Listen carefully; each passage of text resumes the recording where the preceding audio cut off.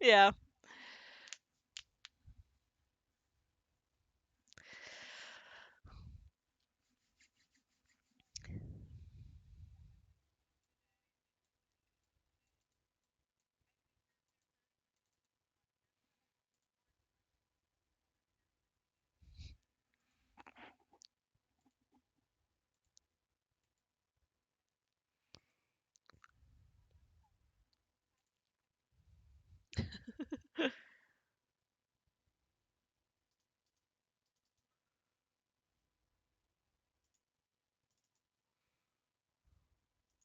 Massive doll.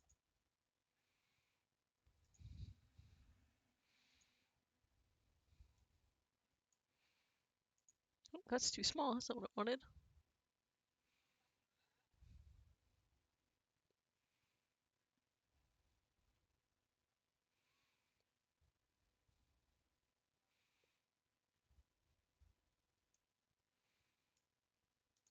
Wild.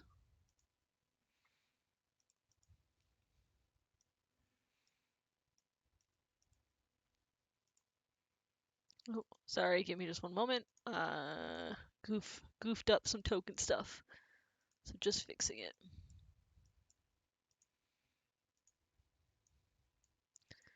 I am ready now. All right.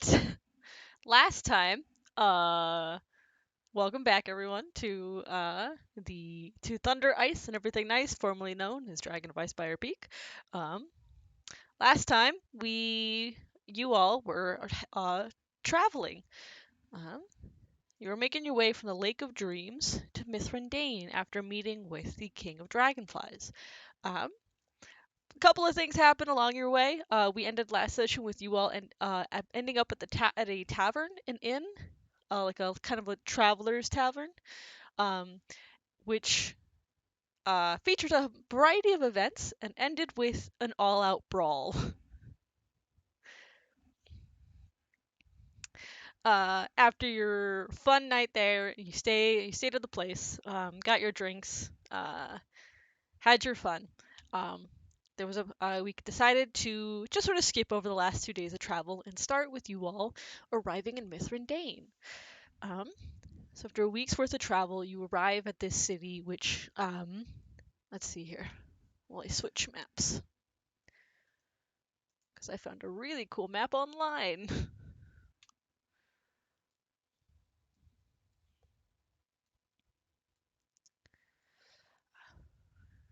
Yeah.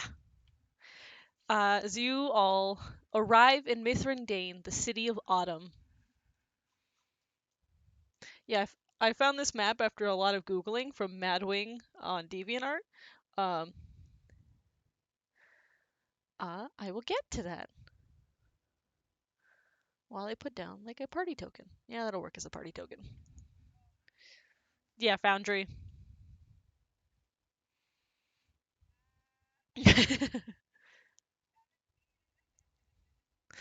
I do it for cool maps, if nothing else.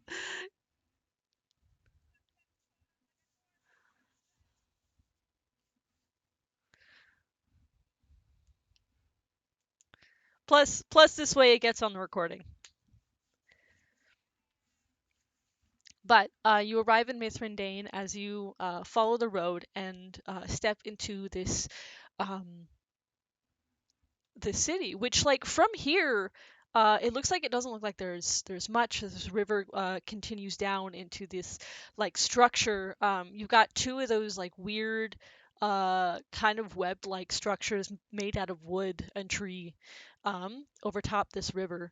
Um, but you can see everywhere you look houses built in and around these massive trees, living wood and whatnot. And then between them, of course, there are built houses and whatnot. Um, but as you approach, you can see there is a cliff, and the forest continues below it. Um, whoop, wrong screen. There we go. And as you approach, you can see down the cliff the city continues and sprawls out as the river falls into like this basin and continues winding around, where you can see in the distance this like fantastic structure on this little island delta um, as you arrive in the city of Mithrandain. You've got at this point like other people are going in and out of the city with you, caravans and other travelers coming from all over, some coming from Senelies, some coming from other places, smaller villages and whatnot, some coming from the south like you. um, but yeah.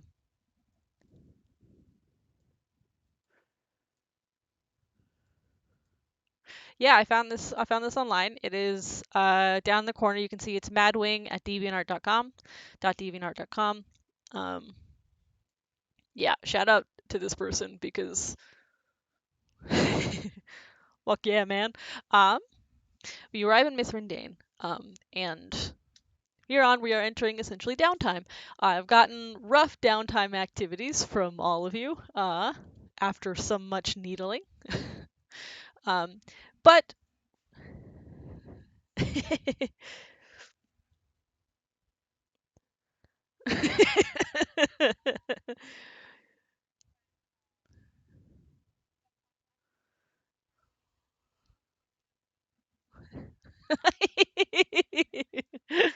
well, hey, it appears to work. Um, but yeah, it is like as you approach the cliff, you can see that there are lifts that ferry people up and down. It is easy enough to like hop on one of those um, and make your way down. If you go into say the Commons Ward right there at the base of the cliff, uh, you can find a tavern and like an inn pretty easily to set up for the next week. Uh, where is book? Book. Yep.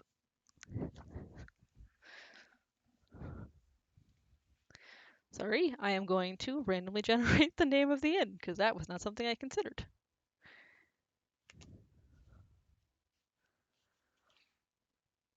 You get so focused on preparing other stuff that basic shit like tavern names fully escapes you.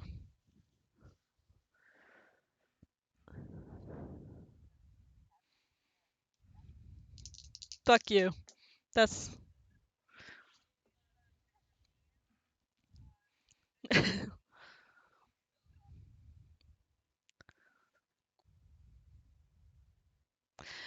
this one. You approach the this tavern by the name of the. Hold on. The Coin and Thimble.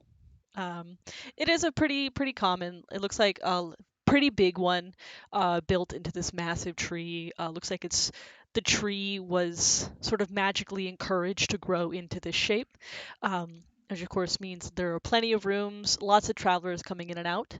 Um, Easy enough to set up rooms for the next week. Because judging from what I believe Ilif has told you, it is a week until AstraZeneca reappears.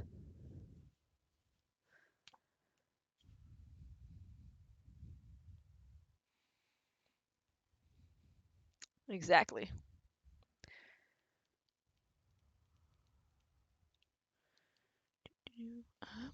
I am also I am playing a gamble because I'm recording on my PC, so hopefully it doesn't crash on me. Thanks.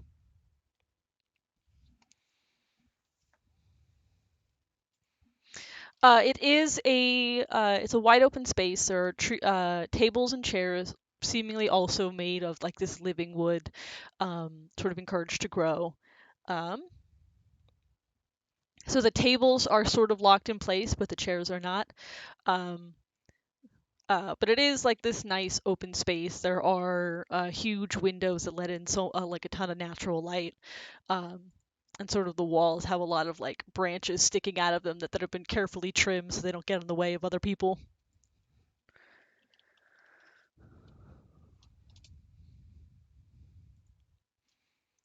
Like solar punk.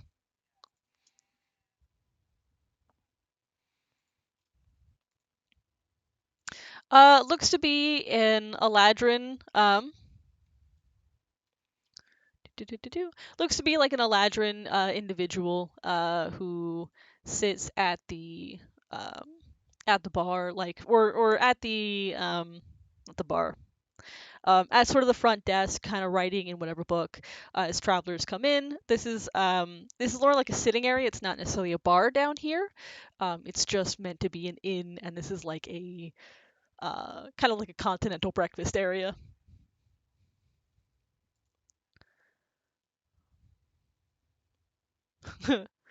um,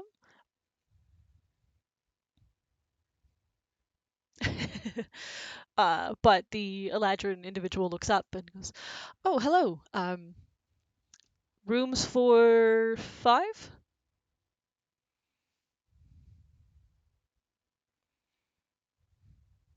Of course. Is it five individual rooms, or are you two or three rooms each, or what?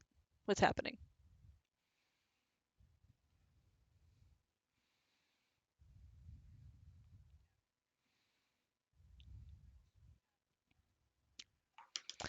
All right. For individual single rooms, that'll be about 5 silver per person for day, which is 175 silver for the lot of you. But if I can, you don't need to pay full price if you're going to be here for a full week for all five of you. So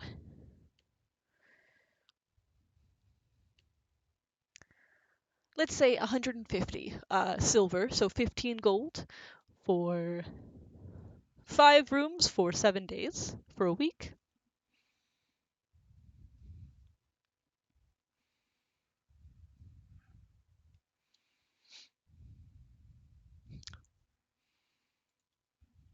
Of course.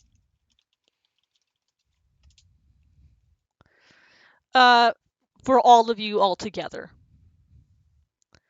So about 3 gold each.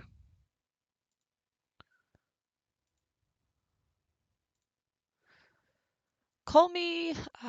Let's see here. This Eladrin name generator gives me some wild names. I got one that was Galistar, and I'm like, that's cool, but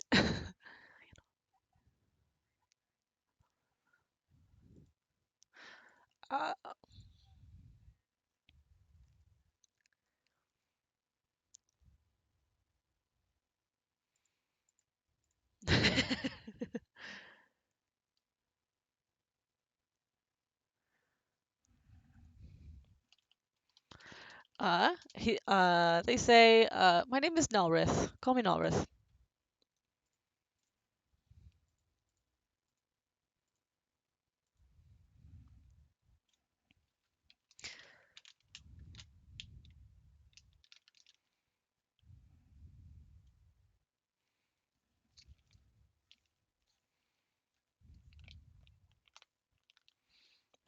Good to know. And he write and like diligently writes down the names in the book. Pulls out the keys and hands them to you. Gives you instructions for. Yeah, it's a normal like guest registry.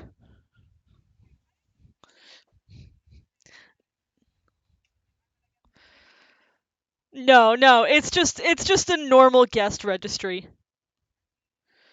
You can you can make an insight check if you'd like.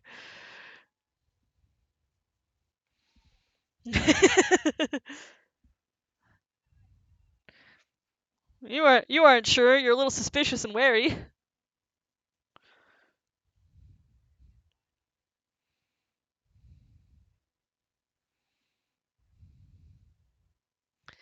Um, Seems to be just a normal tavern registry book.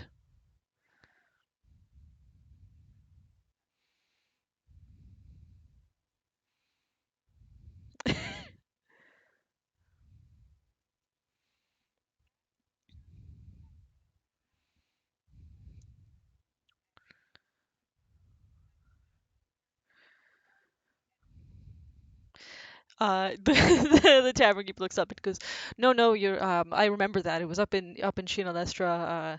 Pulled some shit on some more like some prime material folks that had come through. Big scandal. Uh,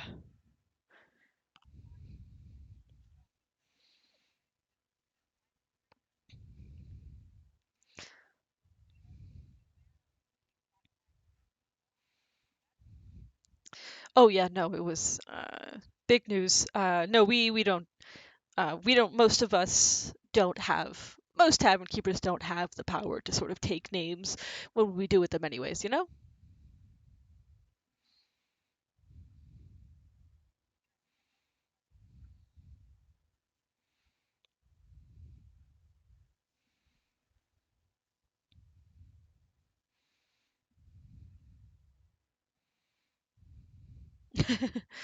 Oh, you'd be best going to the market ward, kind of just across the bridge there on the other side of the basin. There's all sorts of things in the market ward.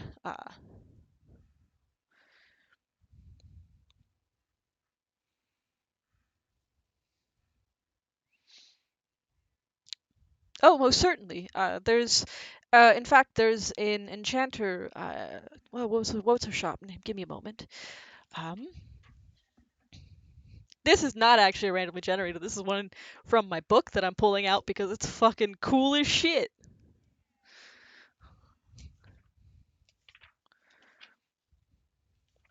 Do. That's not it. That's not it. Where is it? That one's funny, but not that one. There we go. No, there's an enchanter by the name of Gull Powers. Her shop is called Made You Look. It's very popular. She's very good at what she does.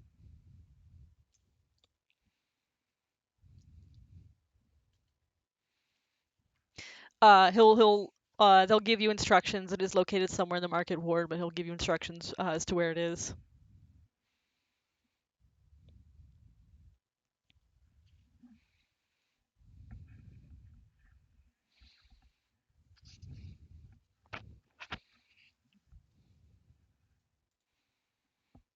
Oh yes, food places. A lot of them are located.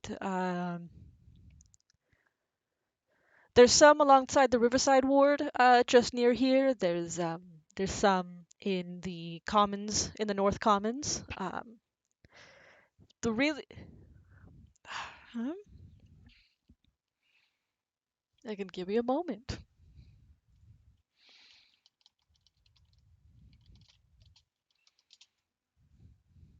Thank you, fantasy name generator.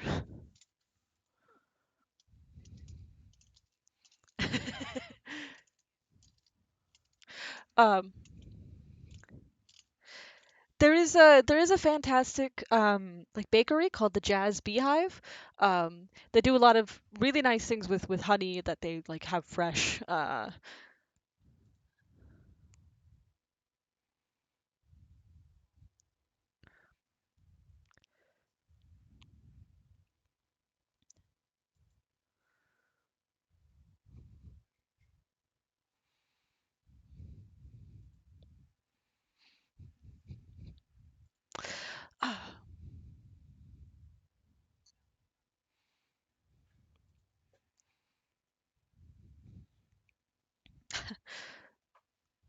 Oh, of course. No, I get tons of tourists and travelers through here. I'm a bit of a tour guide, unfortunately myself. Um, there's let's see here. There's of course the market. The market ward has some fantastic places. The Autumn Bow ward uh has a lot of like sort of art installations, from local artists. That's where they put them. There's a park somewhere in the North Commons. If you're lucky, you might be able to get onto the Delta to see the Citadel Arcanum. Um, they're not likely to let you in though. Very, very exclusive. Oh, that is our essentially the governmental building.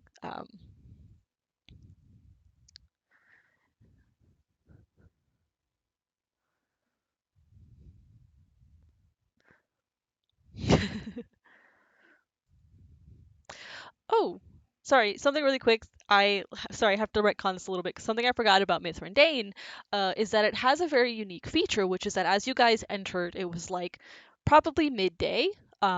But as you guys entered the city, the whole sky sort of like, you know, when you see the speeds, the fast forwards on like landscapes, you can see like the sun setting and everything. It kind of does that, which is a little disorienting.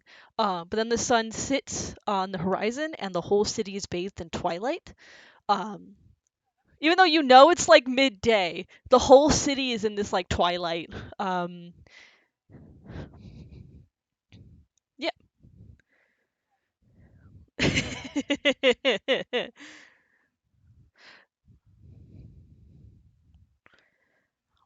Yeah. That's just the additional fact of this city is that it seems to be in a perpetual like sunset.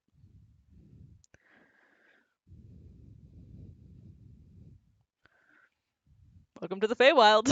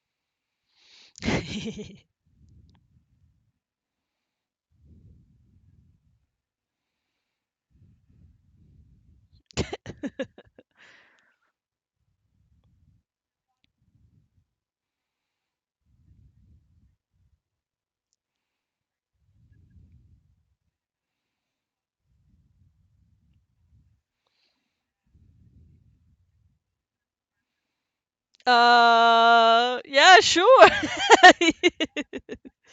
Yeah, sure.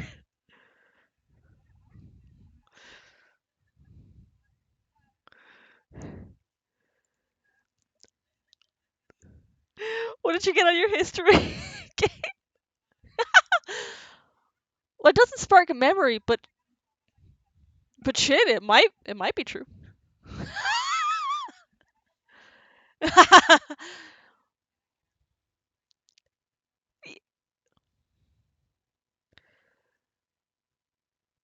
Yeah, yeah, you can.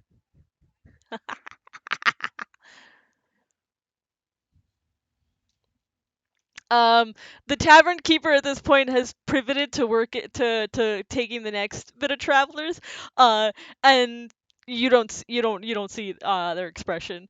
As for Blossom, shit, it might be what they say here. You know.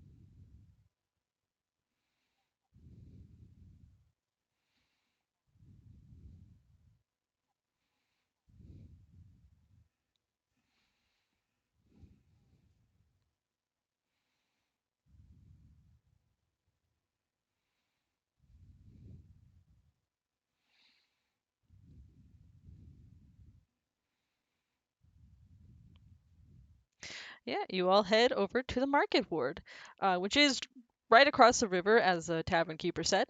Um, you step into the market ward, and you can see that there are shops of all kinds, some of which are a little built up into the tree, some of which are in the base. A lot of them appear to be have grown out of it, but there is at one point like a plaza where there are stalls and various people setting up for shops. There are a couple of other travelers, like tourist kind of things, looking through. Some have like souvenirs. They sell all sorts of things here. Um, but if you're looking for an enchanter, um, you can hunt down Mage Look, which may as in M as in mage, Mage.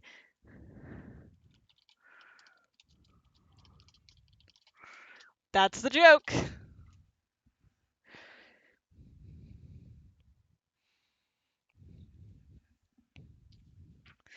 Um, Sounded like a general enchanter. Which yeah, you can approach, and it's a storefront that's like a pretty central location in this plaza, a popular location. It seems like it's got a few people coming in and out. Uh, but let's see here.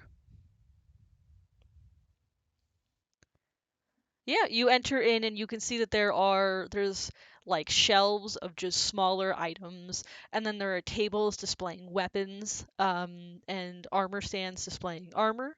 Um, and sort of in the back there is a counter with a like half elven woman, like with big goggles on, staring down at something that she's working on. And you've got people seeming to be peruse the shelves, looking through, kind of chatting to themselves.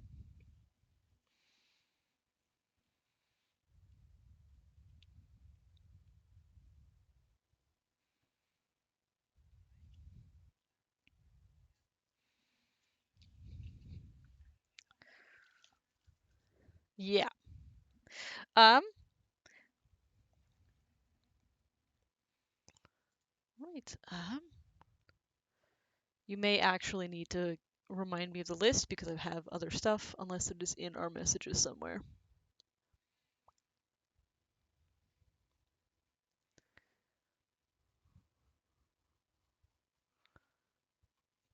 Past the Ren Fair photos. Let's see.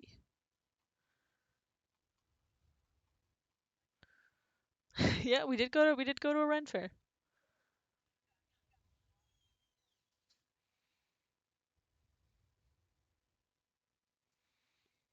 Um, and yeah, yeah, yeah. Sorry, there's just a bunch of other stuff that I needed to take care of, and I think you might have told me that list out loud. Okay.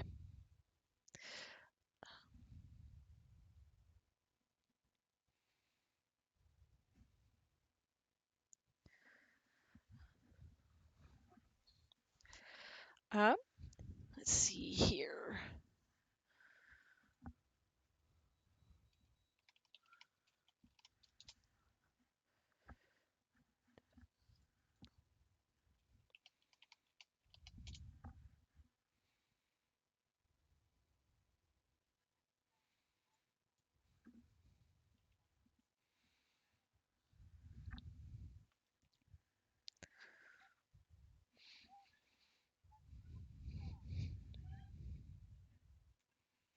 Uh,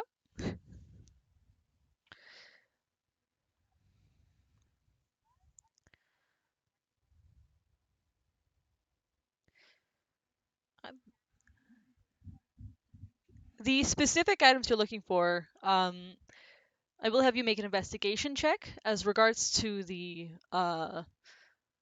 in regards to getting stuff enchanted. You'd have to approach Gal Powers to see about enchanting stuff.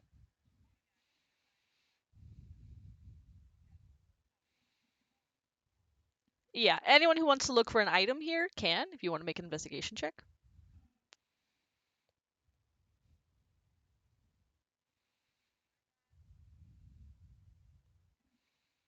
Okay.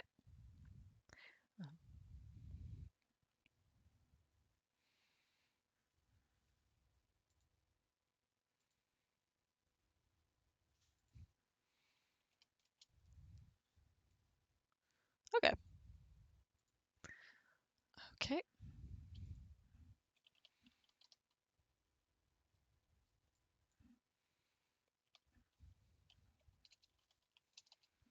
When you say amulet of health, do you mean the parry? Oh no, you mean the amulet of health. Okay. Yeah. Yeah, yeah, yeah. Okay. Um yeah, you can find the specific items such as the amulet and the bracer. No? Okay, they do have price tags attached to them.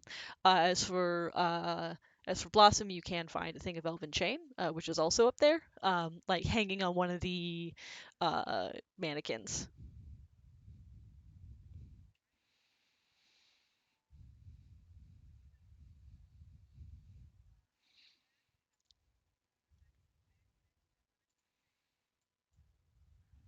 Ah, okay.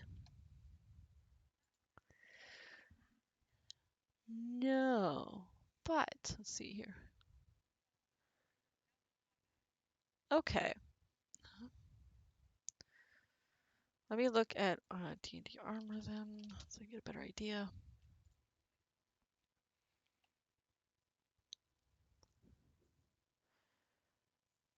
I think, yeah, yours is a scale mail or plate. Okay. Um, Potions are not quite. This isn't quite the place you're gonna find potions. This is that's uh gonna be you're gonna have better luck at like a specific like alchemist shop kind of thing.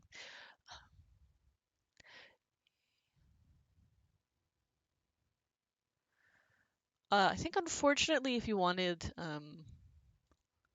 like elven scale mail or plate, you'd still have disadvantage on stealth.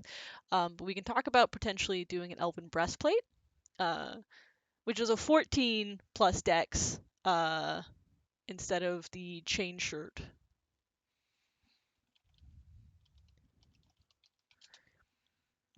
Well, it's normally chain let's see here. It's normally a chain shirt, which is 13 plus dex. Because it's elven, it's plus 1, so it becomes 14 plus dex. So elven breastplate would be 15 plus dex with the plus 1 AC. Okay. uh oh yeah, if you wanted to say an elven scale mail would come with disadvantage, an elven half plate. I'm gonna say there's probably no elven heavy armor because that might be a bit because it would also still have the strength requirement. But for that might be something you have to approach Gal specifically, which you can still see her over at her counter.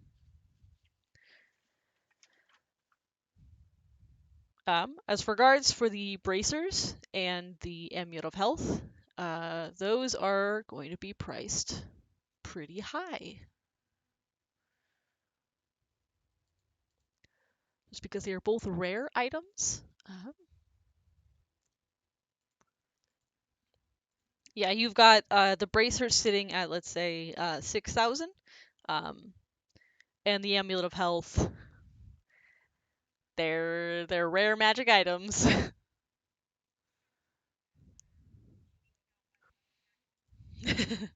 uh,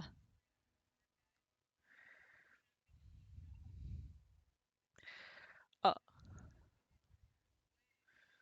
and the amulet of health will be also about 6,000.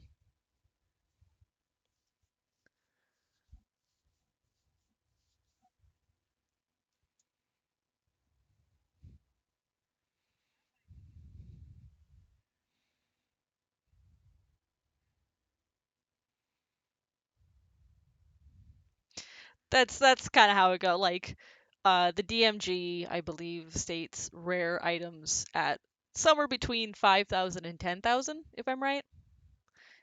Um, yeah.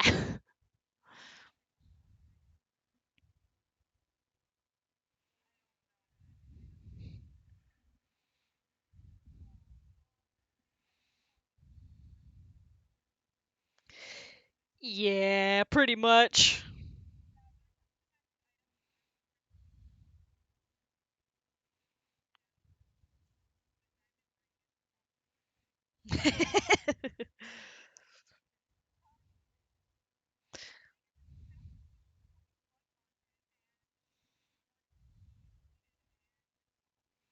Yep. Yep, in real life.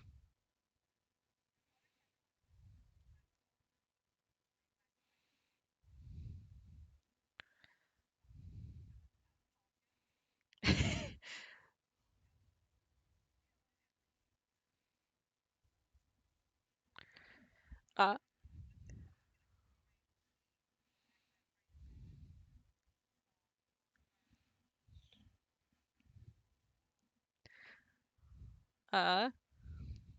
uh, yeah, you you approach Gal Power at the desk, and there is a sign on the wall behind her that says "All goods you can imagine, and many you can't." Underneath that, all sales final, all curses the responsibility of the new owner.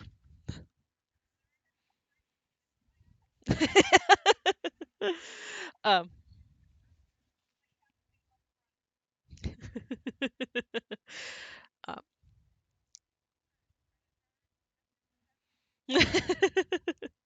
um, also, also like on the corner next to her, like kind of behind her, is a like little weasel curled up in a ball and just fast asleep. Um, uh, she seems super focused though, so you might have to. Oh, super interesting.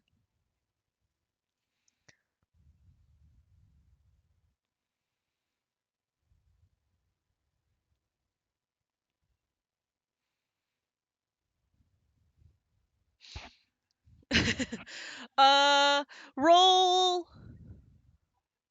How about you both are gonna roll a d4. 1 through 3 is rock, paper, and scissor, and then 4 you're gonna is a re-roll.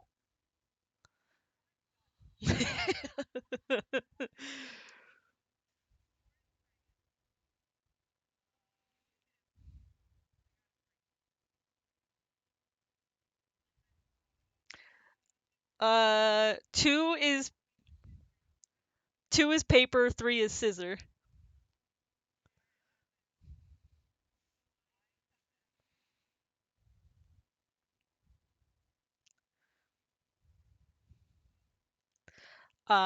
She looks up and she's got like the goggles on. She goes, "Oh, hello. Can I help you?"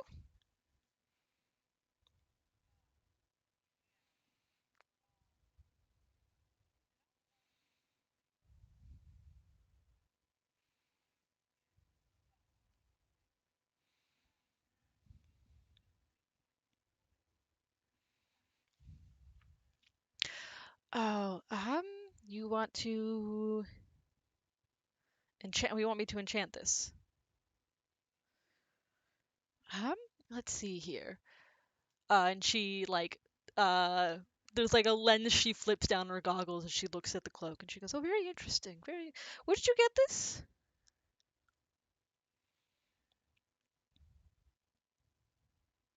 What is it exactly?"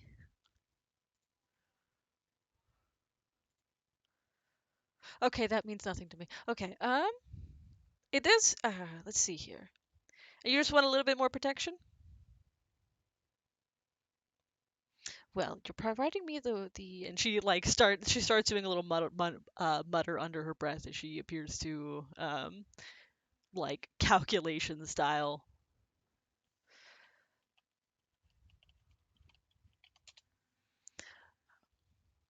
She looks up after a minute. She goes, "So this would be the equivalent of a cloak of protection. I don't know if you know what that is."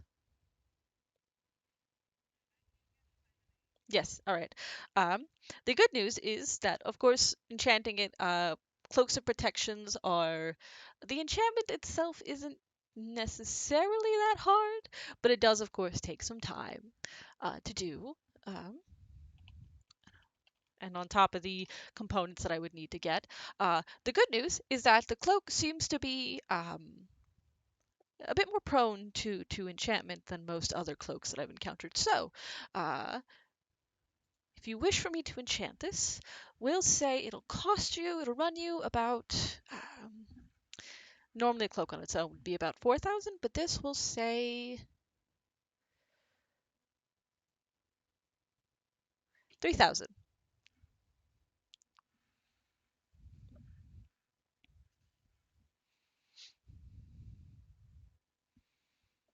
Oh, yeah, of course. And she hands you back your cloak.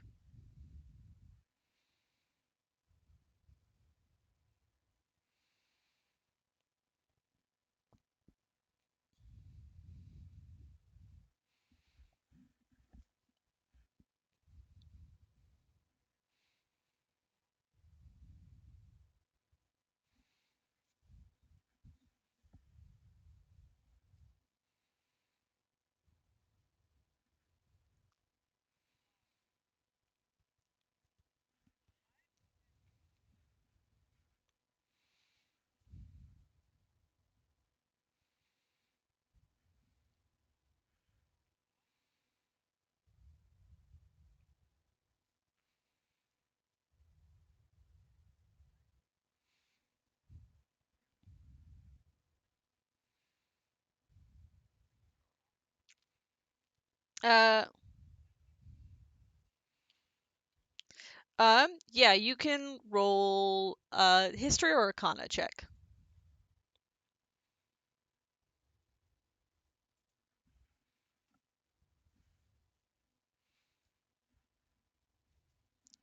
What's the what's the spell? Um, I believe that's actually a Strixhaven one. Let me see. That's fine then. Strixhaven is fine.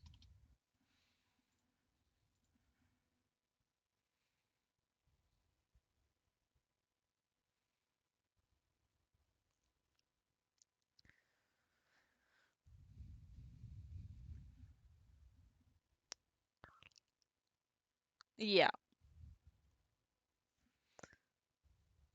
History or arcana.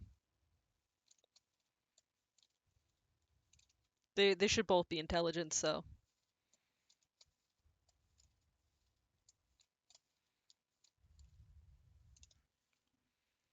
yeah, you spend a few moments casting borrowed knowledge, and you temporarily get like a flood of knowledge for this one skill. So go ahead and roll the check.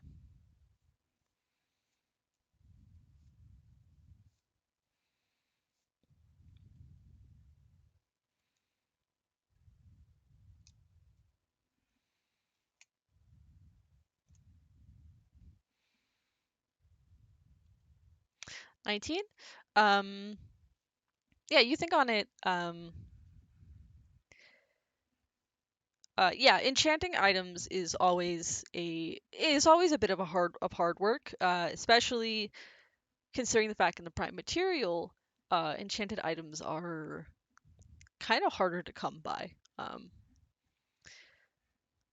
So in the prime material, yeah, this would be about right for someone who needs to like spend the time enchanting as well as wants to make a bit of a profit, just because it needs to run the business.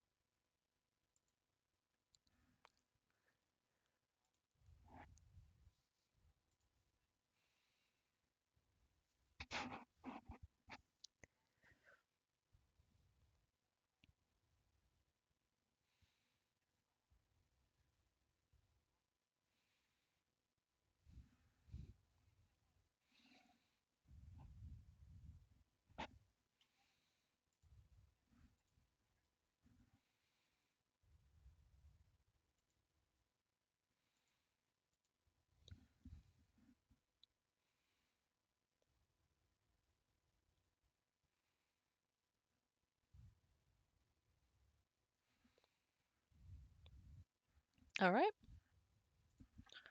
So, you three are approaching Gal.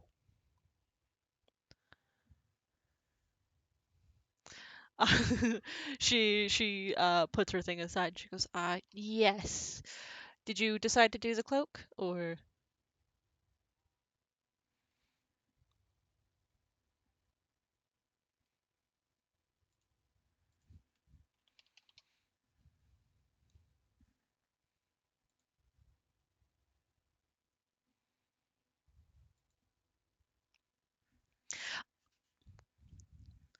Oh, I've got a variety of enchantments. I've got the base ones. I've got one that would make it like, say, an elven kind. I've got a cloak of protection of one that would help with breathing underwater.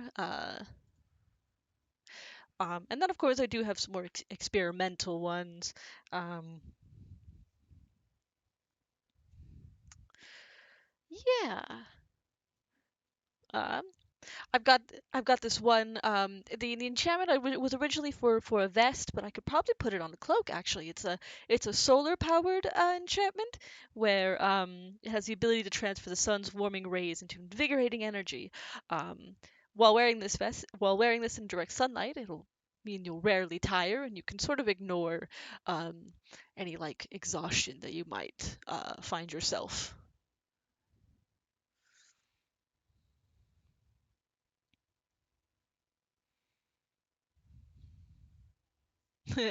uh, how this in this book comes with some magic items for a potential this shop. One of them is called the Vest of Solar Power. This tasseled buckskin vest features a large yellow beadwork sun on its back and has the ability to transfer the sun's warming rays into invigorating energy. While wearing this vest in direct sunlight, you will rarely tire and can remove the effects of up to 3 points of exhaustion.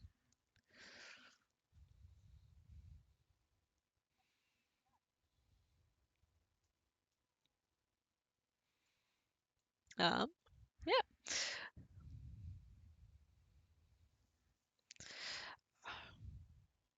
Let me give just a moment.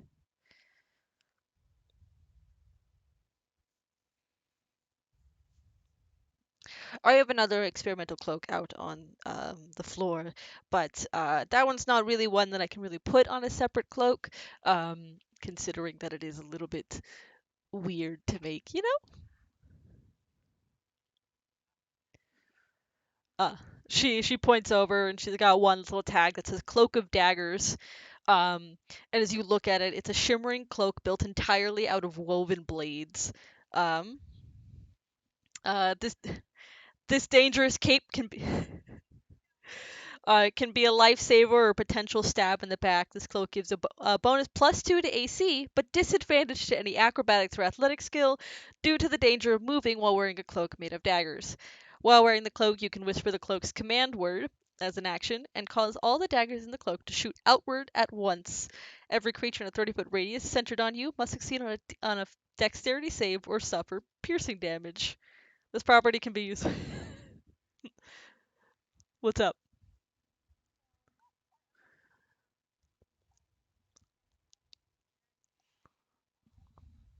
Uh huh.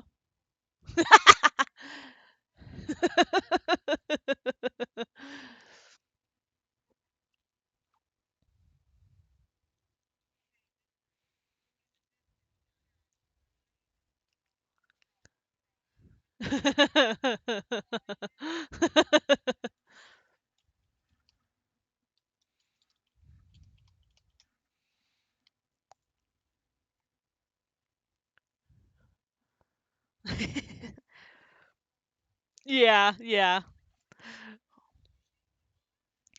Any other any other experimental enchantments are still in the works. Like I'm still trying to work out the kinks. You can't just leave it with me and like essentially uh leave it up to luck and see what I come up with.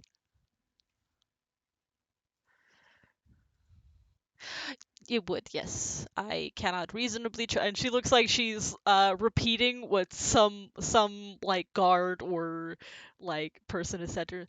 I cannot reason yeah, I can't reasonably expect people to pay full price for an enchantment that I don't even know what it does yet.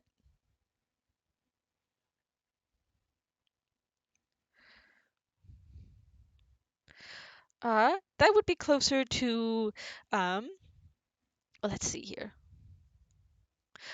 I think I would ask for about 100 gold up front, and then depending on the strength of the enchantment, I would ask more later in case it turns out to be a harder enchantment or an easier one.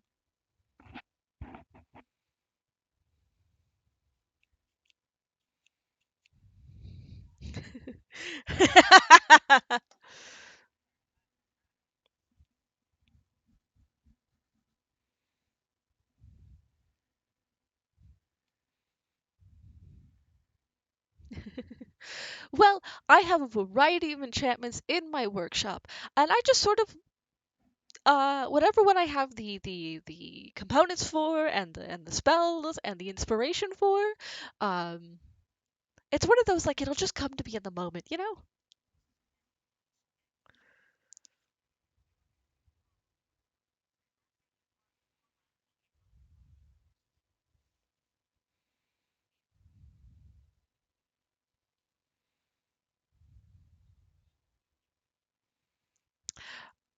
If I oh hmm.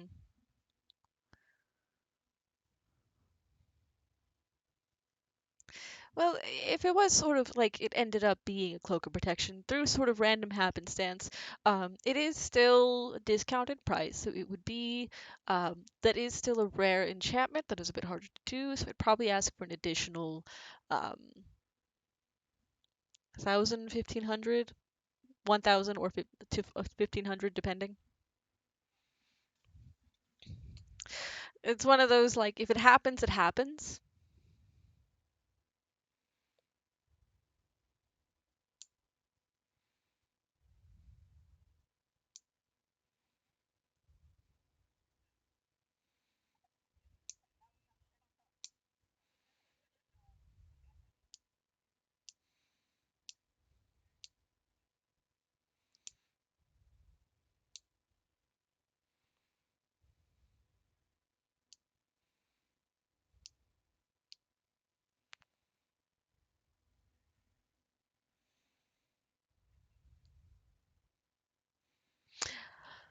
Excellent. That'll be the cloak and then 100 gold up front.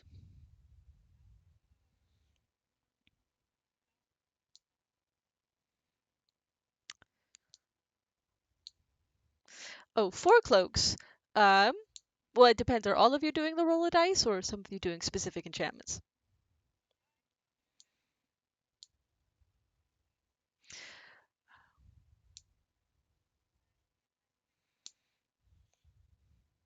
You step in front of her, and Gal pauses and goes, "Blossom, and it's been quite some time."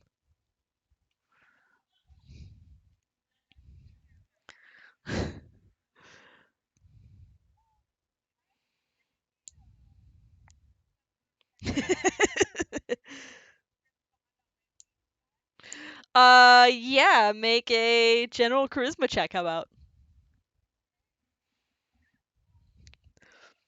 You're a little like thrown for a loop as she seems to look at you like she knows you.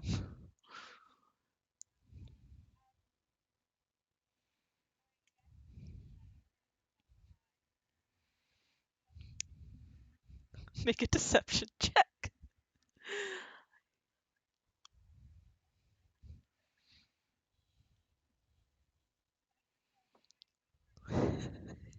Yeah, you're looking at this and you're like, okay. And you can start. You can head out of the market ward and start heading to Sedge.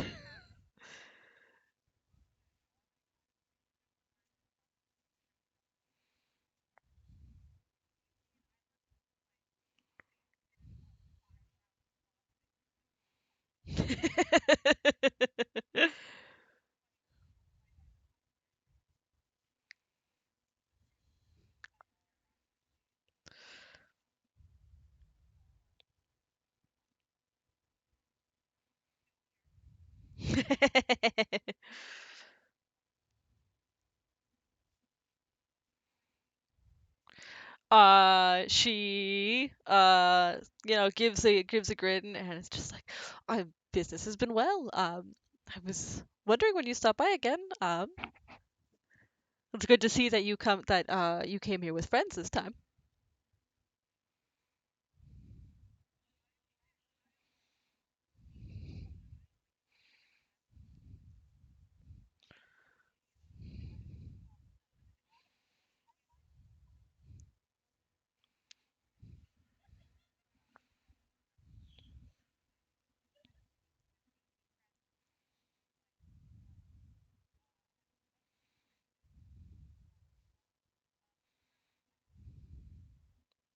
Yes.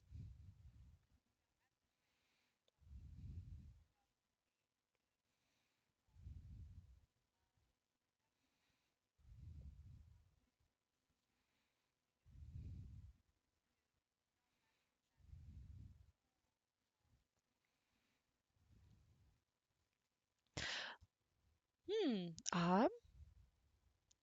She stops and she thinks, looking over the she like casts a spell over the cloaks and she goes, the thunder damage of the just a thunder damage resistance um would be much easier, given it sounds like whatever these cloaks came from. For non-magical damage, that would be a bit harder.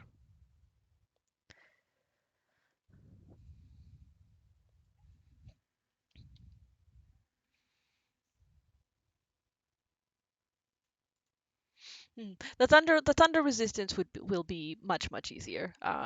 That is feels. She looks over. It seems like a simple sort of bringing out the innate enchantment, or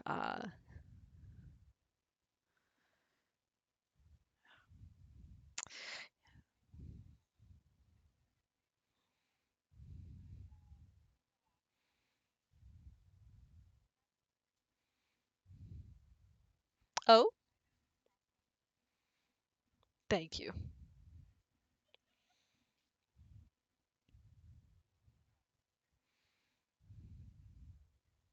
Oh, what are you hoping to upgrade it to?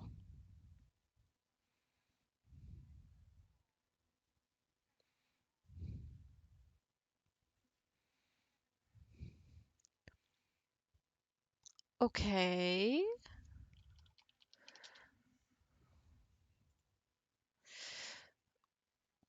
right.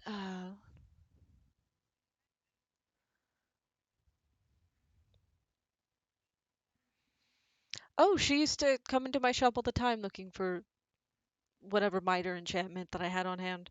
Um, I shouldn't say all the time. Your visits were far were her visits were few and far between, of course. I don't know what she got into when she wasn't here, but I yeah, yes. You say that every time. I've learned by now you're the secretive type. You're the secretive sort.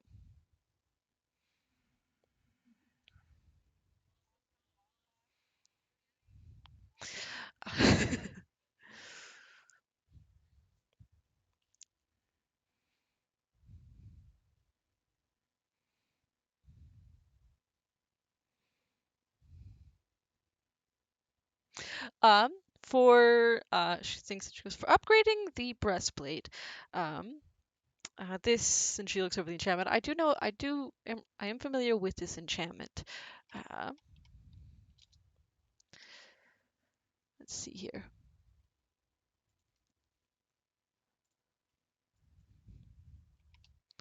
Sorry, I have to cross reference like three different sites for this. Um, no, you're good. Um, this sort of enchantment on a base thing of chainmail is like 3,000 by itself. But of course, you're giving, this is already an item that is pre-enchanted. Uh, there would be some finagling and maintaining the enchantment while upgrading the armor to ensure that I don't break the enchantment. Um, so we'll say about 1,500 to upgrade it to a breastplate. Or for a basic thunder resistance, let's see here.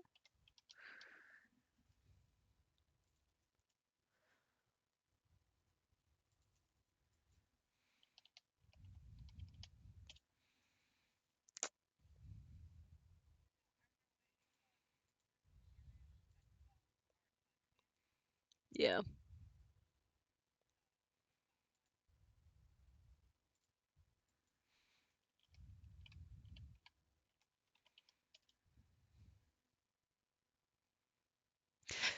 Let's see.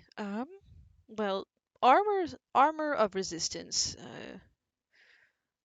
usually fall within 5,000, within the range of 5,000. But again, with this, we'll say um, another 2,000 for a thunder resistance. Yes, for upgrading the armor and then also enchanting your cloak with thunder resistance, 3,500 total.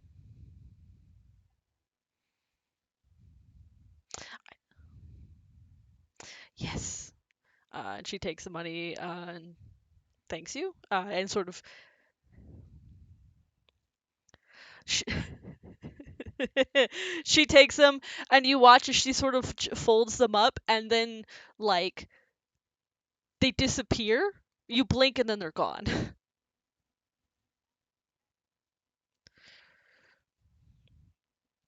Ah, let's see here. Come back in 3 days.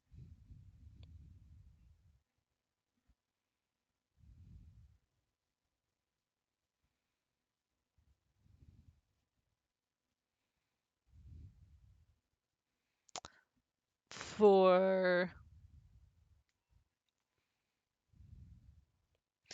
Are you going down the mystery cloak route, or are you all going down the thunder resistance cloak route?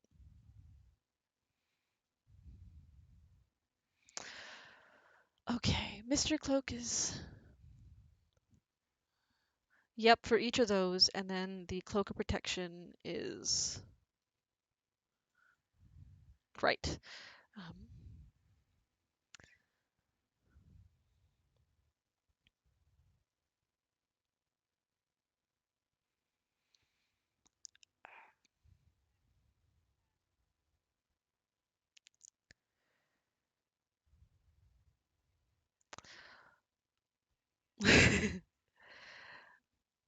it goes. Unfortunately, I do usually require payment up front, no matter what, simply because the experimental is the exception to that sort of deal. Um,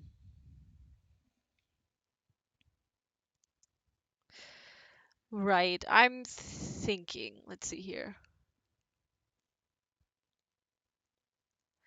Maybe if you were all getting like the same enchantment, I could consider doing a discount, but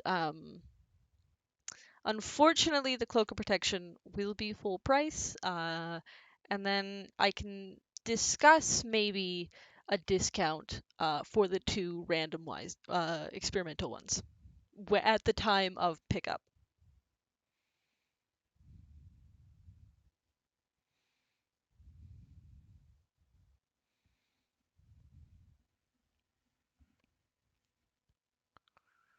All right.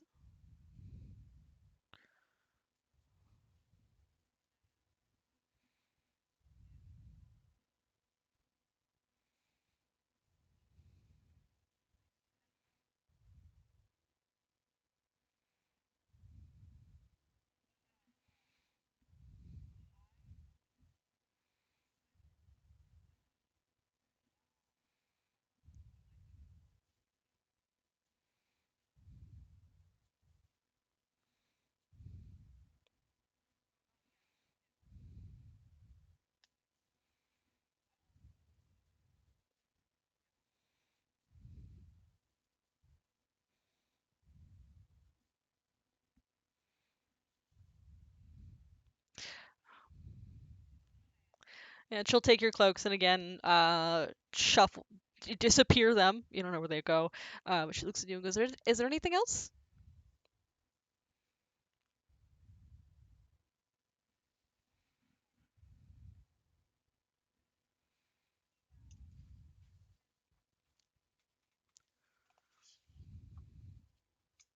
Ah, there's Gant's Alchemy Shop, Gant's Alchemy Emporium, um, over yonder.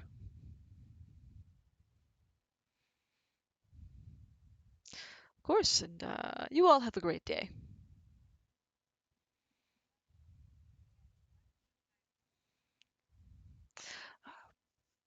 I would love to, but I have so much work to do.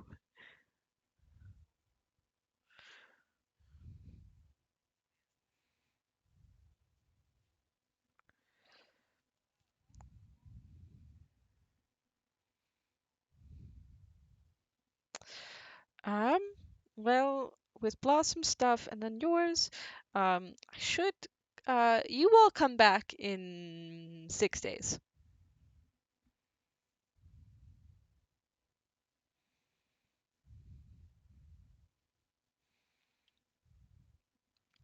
Uh, yep, you all can.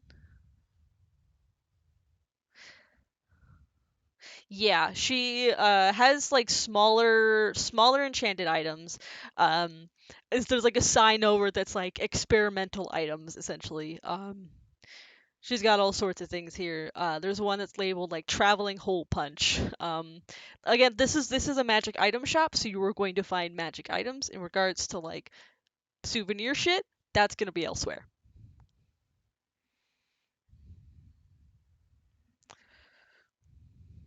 Yeah, there's the traveling hole punch. There's the chef's knife. Um, there's let's see here. Pocket watch wizard. Ocarina of inspiration. Chef's Knife. This finely balanced dagger is as sharp as it is deadly and offers +1 to attack and damage rolls. Its damage die is a d8. Additionally, once per short rest, when a blade hits its target, you can speak its command phrase, causing the damage to deal in addition 3d6 slashing plus 1d6 fire damage as it sears the flesh of its target and creates a delicious smelling miller reaction. Yeah, it's a toast knife. It's a toast knife.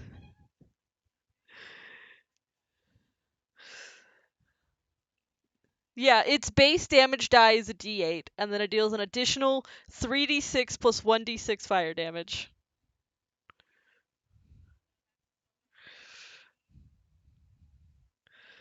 Do you? Well, you can retcon and say that you buy it.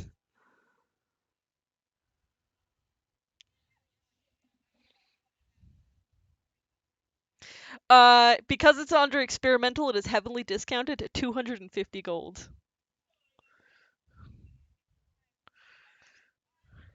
I will, I will make that in D&D Beyond and put that in your sheet at some point.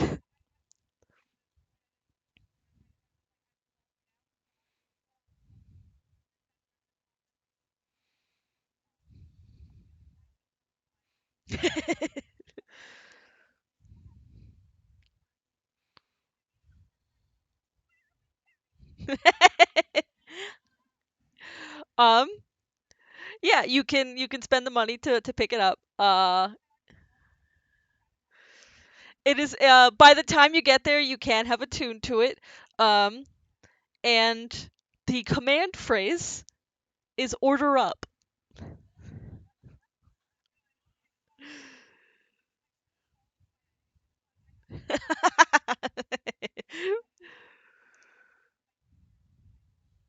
I will I'll make that item at some point. What's up?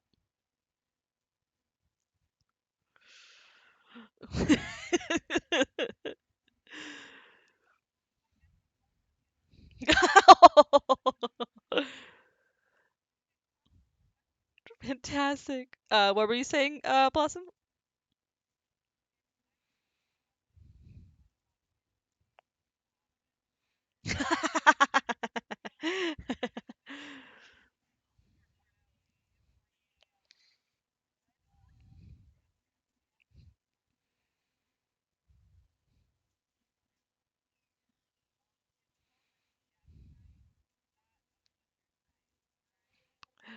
All right. Save it for Sahanovan. Save it for Sahanovan. The Pocket Watch Wizard. It is very rare. As an action, you can activate this stopwatch, and for 60 seconds, or 10 rounds, a drowsy wizard named Steve appears and can begrudgingly cast one spell during your bonus action. Um, he has the following spells prepared: the cantrip Firebolt, Magic Missile, Disguise Self, Featherfall, Scorching Ray, Darkness for level 2, and then for third level, he has Fireball. As a very rare item, under the experimental, it is 2800.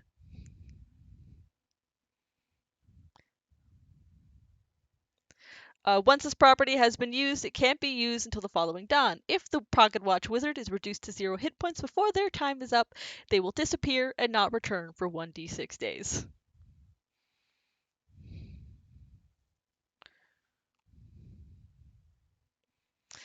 Um, there's no sign like that. No, no, there's not.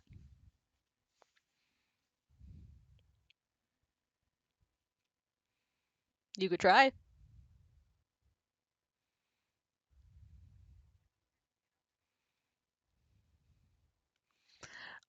You hit it, nothing happens.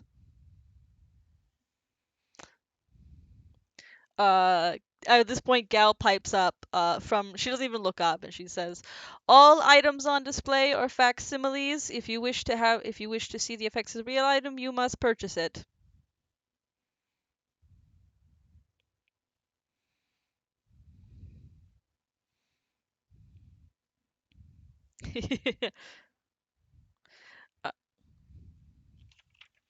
There's the traveling hole punch.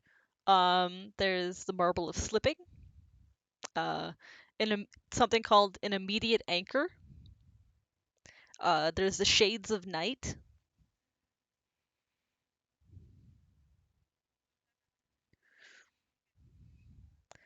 If you look at it, it says a pair of shades that can morph into the shape of any glasses their wearer desires. You gain dark vision up to 60 feet and a +2 to perception. Once per long rest, but only at night, use a bonus action to activate the shades to gain true sight up to 60 feet for 1 minute.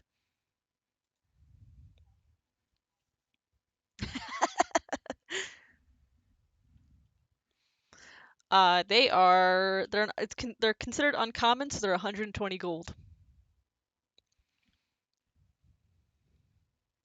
The true sight only works at nighttime. Yep.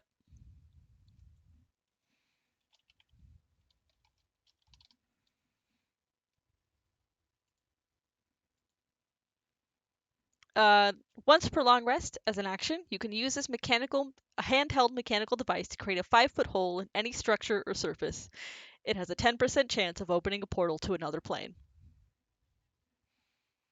Uh, it's considered rare. It's at 500 gold.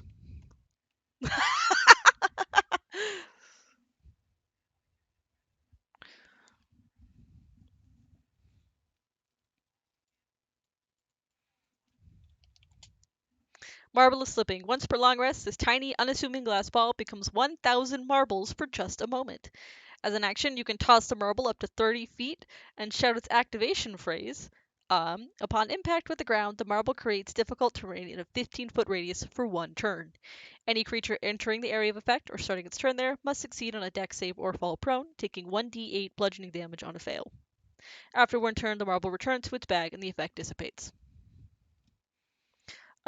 80 gold.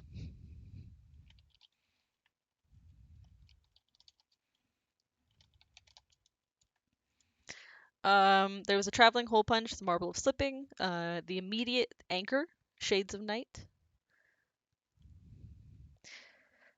A small black cast iron anchor on a heavy chain. As an action, you can throw the anchor at a target, living or not. On a successful hit, the target takes 2d6 bludgeoning damage and must succeed on a strength save as the chain wraps around them, becoming restrained on a failed save. At the end of the creature's turn, it can attempt to escape by re-rolling the save. As an action, you can speak the anchor's command phrase, and it'll exert 4,000 pounds of force towards the earth, or correct gravitational orientation. A creature caught under the anchor's weight and or grappled by its chain can make a really high athletics check to push the anchor off for every 1,000 feet they fall. When calculating fall damage with the anchor's crushing weight, multiply the number of damage dice by 3. It is 700 gold, but it has a prerequisite of 17 strength.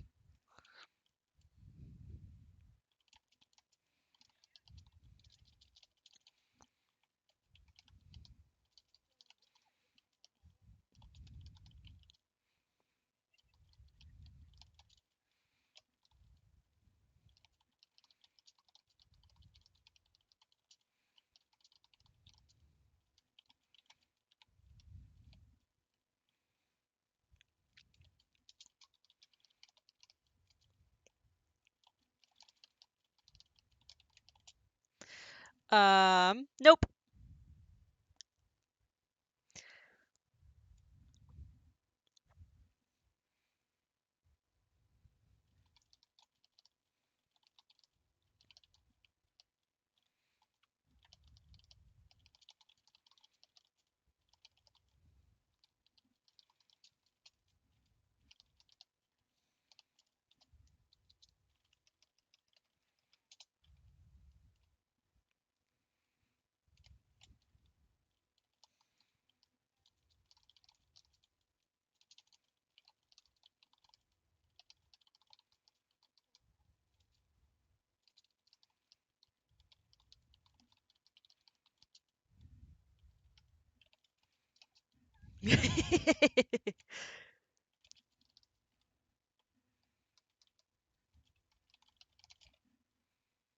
All right. You all can finish up, and you all can head out. Um, as you head to the bureaucratic building and begin your, you get there. Sorry, let me reset. Uh, the rest of you can head back to the tavern where you can sort of sit up and rest for the rest of the day, recover from your travel. If you head to the Citadel Arcanum, which is sort of this huge governmental building on this little river delta. Um, as you make your way through Mithrin uh, and over to the Citadel Arcanum. Um, it's easy enough to like ask someone and be like, all right, where do I go for this? And they'll direct you to like an offshoot building in this like Delta area where it's connected to the Porters Guild shenanigans. Um, and you can start the paperwork. Let's see here. Uh, from here, we can move into downtime where like I can just sort of fast forward over the next few days. And we'll go ahead and start with Iliff because of the whole bureaucratic stuff. Over the next few days, you have to return, and it's like you have to go, you have to submit whatever paperwork they need you to submit. For Yeah, I'm gonna have you roll. Let's see here.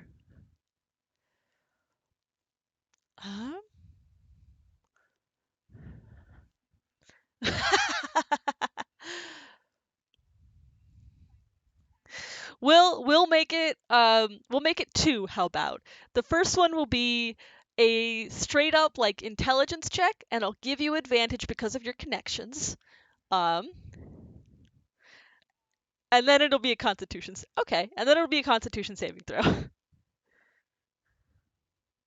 If you also want to roll that. All right. Um yeah. You have to go to the Porters Guild, which the Porters Guild is a guild that's controls all the magic circles and magical teleportation and transportation between the cities. They are like they are solely removed from any Feywild politics. Every member has sworn an oath to abandon all loyalties to previous courts before joining. Um, so that in that way, uh, they're solely neutral. Yeah, exactly. Um, yeah, you go in, you submit your paperwork, and you're like, "Hey, I need to go to Astrazeline when it reappears." And they're like, "Oh, well, you gotta sign this and that," and you can like, do whatever you need to.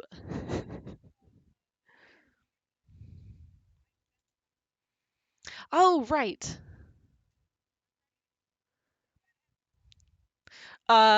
She like if you mention that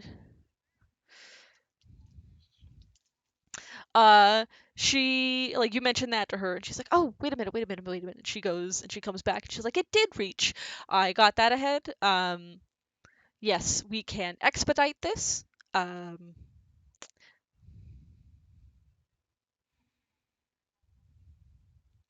oh, what was it? About 4 or 5 days ago, I believe.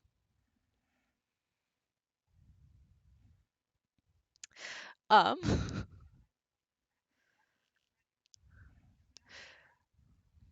oh yeah. Um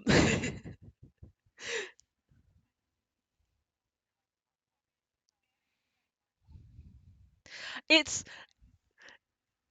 it's like after months of traveling around like you have, this kind of a relief actually. It's um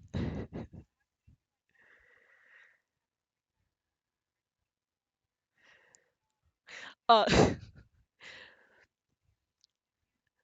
yeah, it's tedious, but with the person helping you, the instructions are clear cut, straightforward. Sign here, here, here, complete this form, this form, this form. It's just tedious. Um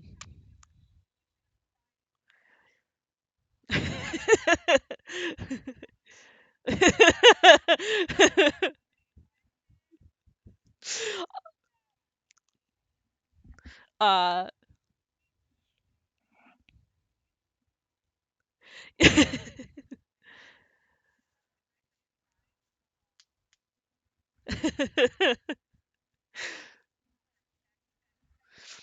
yeah.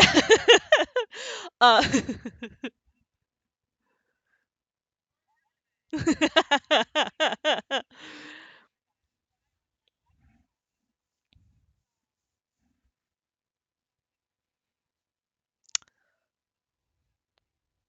yes, you'll receive a copy of every form you complete for your own bookkeeping purposes.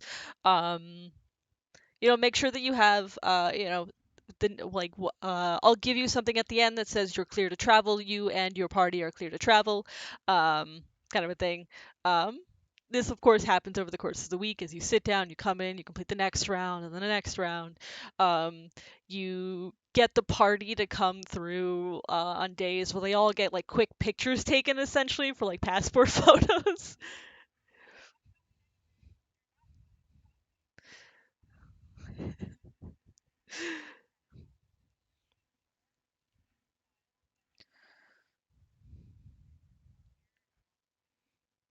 uh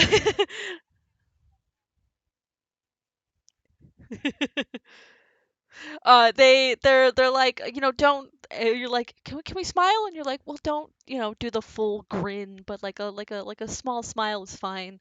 We're not going to ding you for that. Um,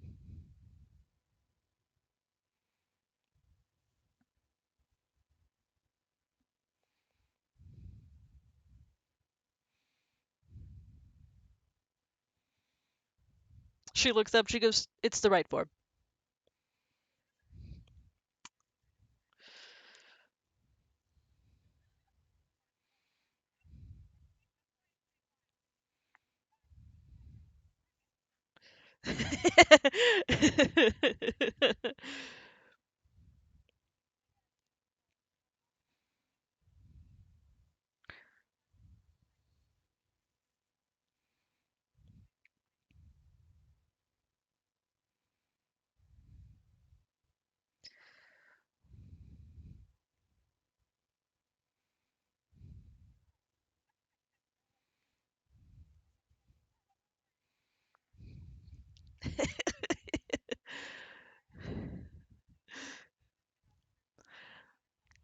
it's like the paperwork itself, that's fine. You've got the patience for it. It's when you have to bring in the party that you're like, I am hurting cats.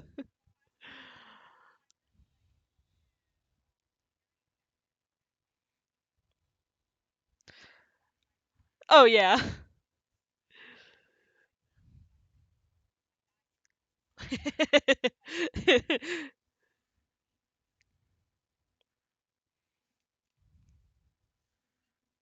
Oh yeah. After a long hard day, you're just like someone asks you a question, you're like, listen.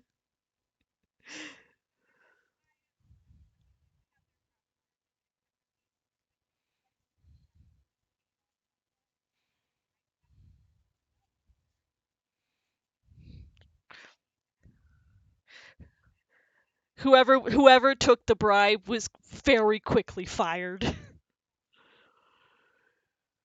Oh yeah, yeah. Porter's Guild takes its job extremely seriously. Yeah.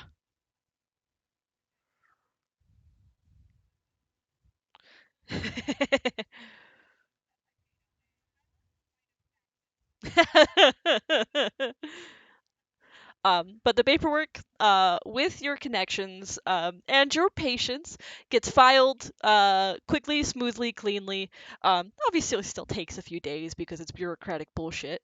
Um, at the end of which, you can be handed essentially like little cards that have been enchanted against protect like any tampering, with your picture and like your um with your name, like whatever name you gave them, they took as like whatever they put down, essentially.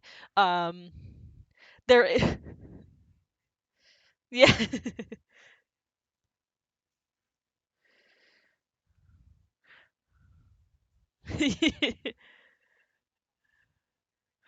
uh, yeah. Roll a d20.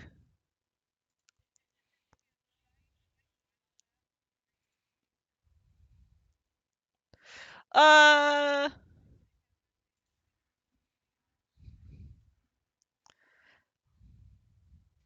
okay. Um, roll a general charisma check, Marcus. I'll keep I'll keep that in mind.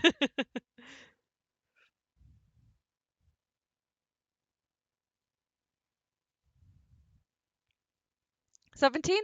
It's a pretty decent photo, yeah. Um, there's a little thing at the bottom that says essentially a disclaimer of showing this is not permission to take name, etc., like covering the bases to protect the user, um, that sort of thing.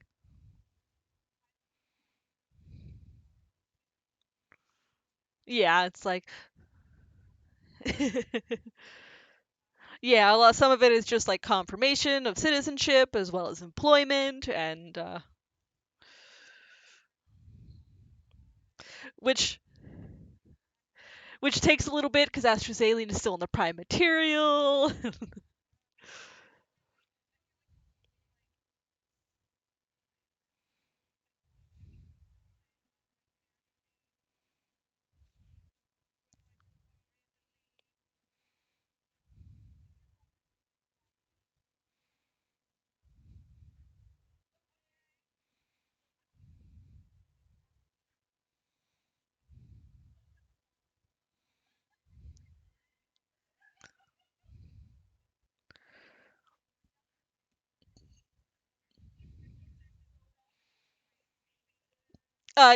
Like,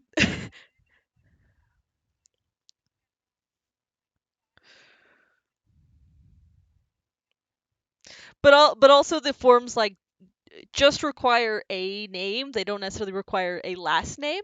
Uh, because there are all sorts of people that come through. They've got Aarakocras with a very short form name. They've got changelings who like have the like one syllable name. Um, sort of a thing, and those with changelings with like specific identities come like register those under their identity, sort of thing. um and like their cards are specifically enchanted to morph with them, kind of a thing. um so you don't have to put like a last name. They let you just like, yeah.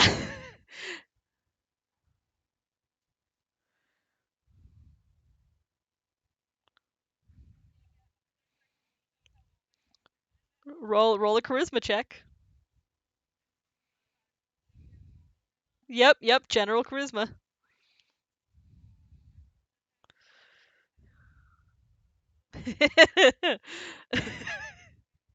You can give yourself disadvantage. I'm not going to stop you.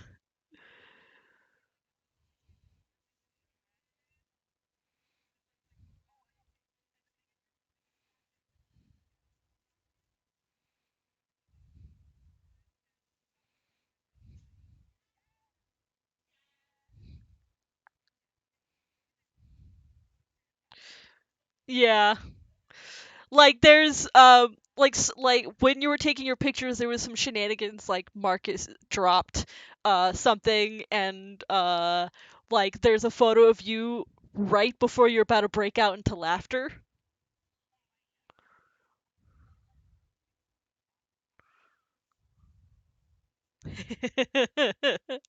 um, you all eventually get those cards, and essentially by the end of the week, you're all set to travel. Once the like you, what's up? Yeah, again, yeah, like like again, they're um they're in the business of like letting people travel, and they know that with true names and names being weird, a lot of people tend to have like names on top of true names that they use to protect. You can't just put any name down and they'll put it on your card. That's why they have the picture there. What's up?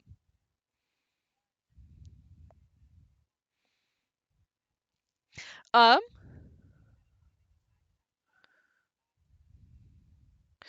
Yes, actually, there are a few other people that like I like look at like cafes.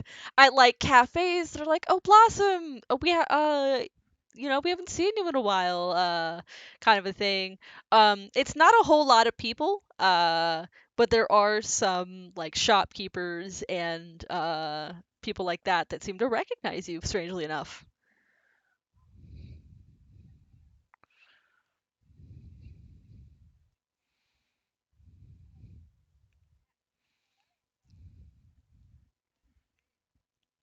Oh, good. All sorts of people come through Mithrin Day, and so we get all sorts of stories. But things have been good. The business in San Elias notwithstanding. But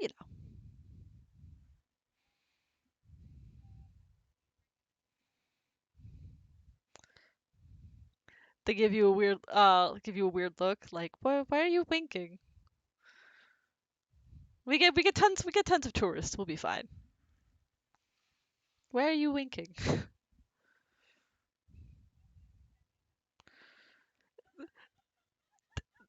They give you a very confused look as you go, like, what?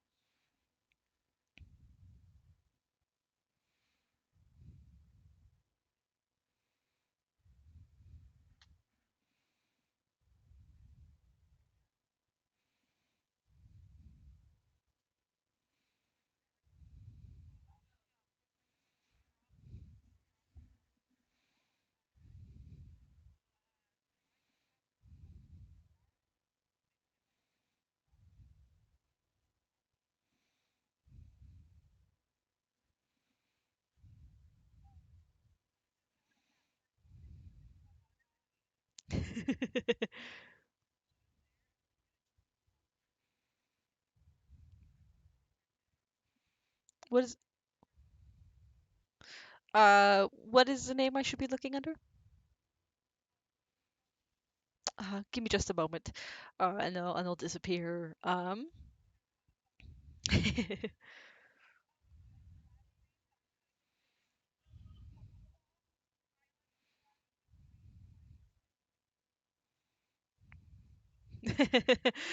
Comes back a moment later and is like, uh, we don't have any record of you. At least not within our paperwork.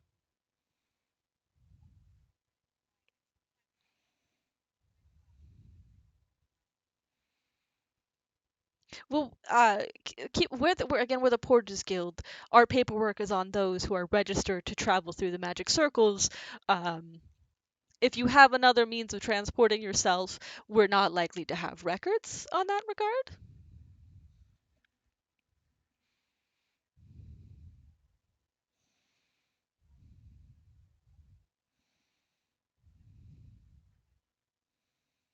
Okay.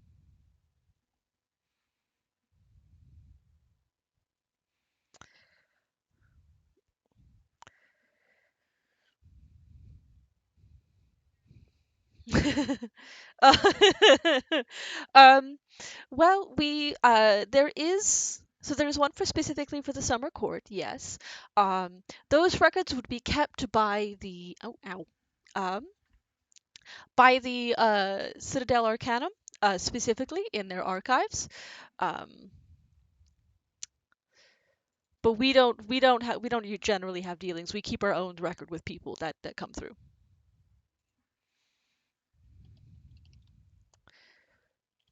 Yeah.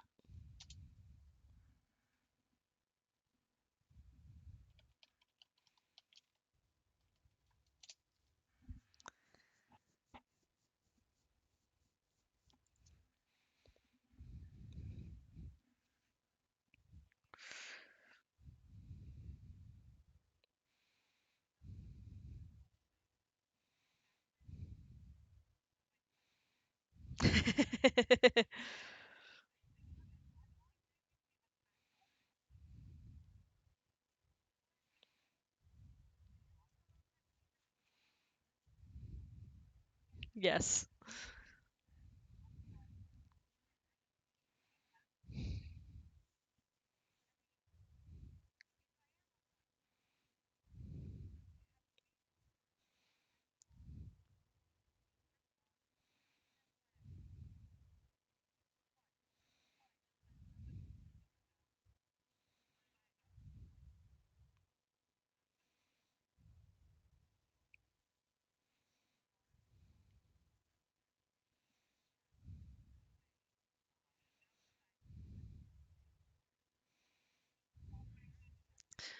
Yeah, no, that's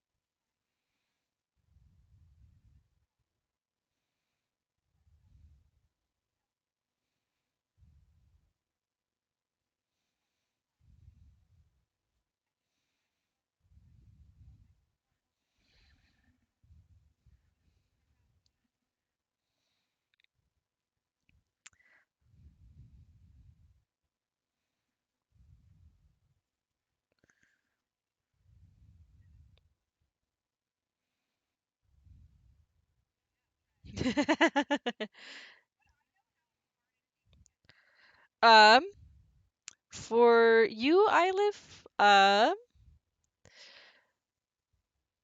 I think you roll a history check.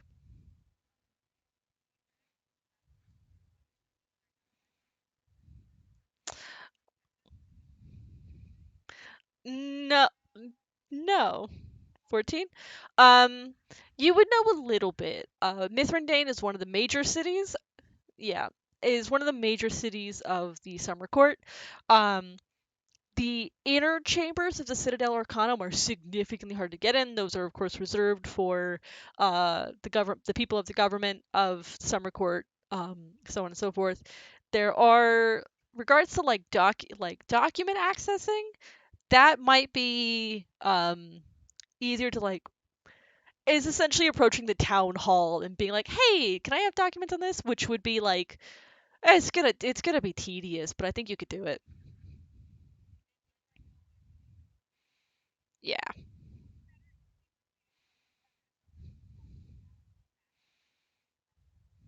kind of. Yeah.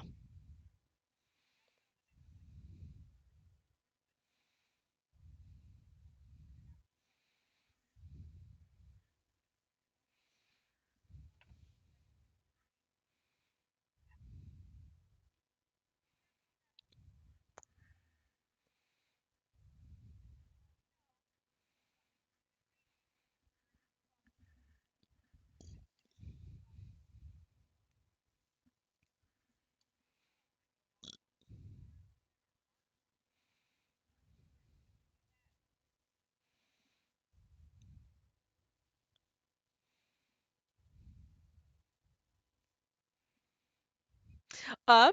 Yeah. By the way, the entire time you're here, the city is in constant perpetual twilight.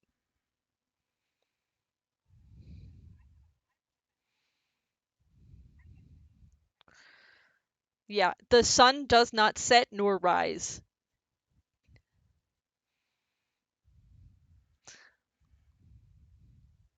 Additionally, there are no clocks, sundials, um, any timekeeping device anywhere.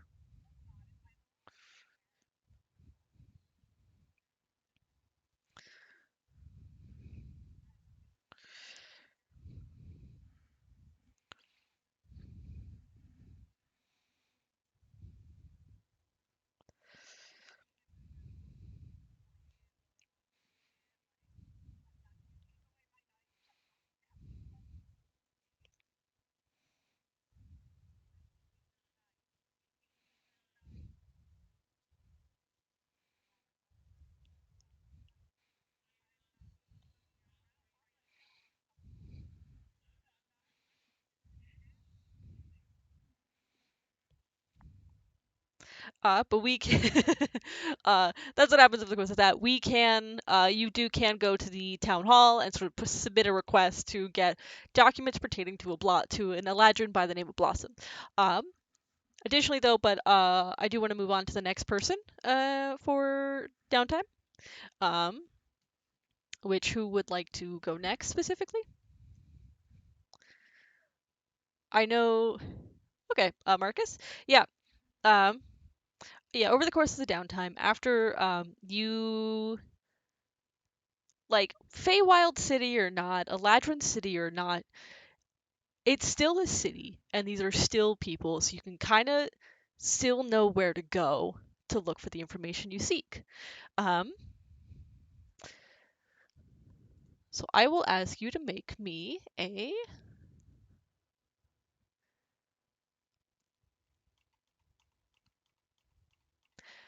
I will ask you to make me a.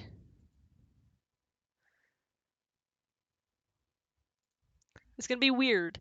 A charisma based investigation. Yeah. Okay. Do you have proficiency in investigation?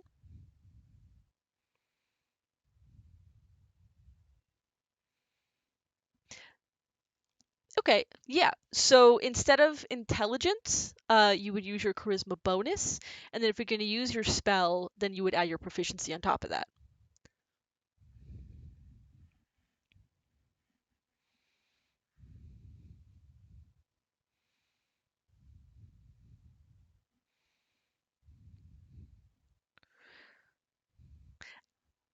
It's the reason why I'm not giving you disadvantage.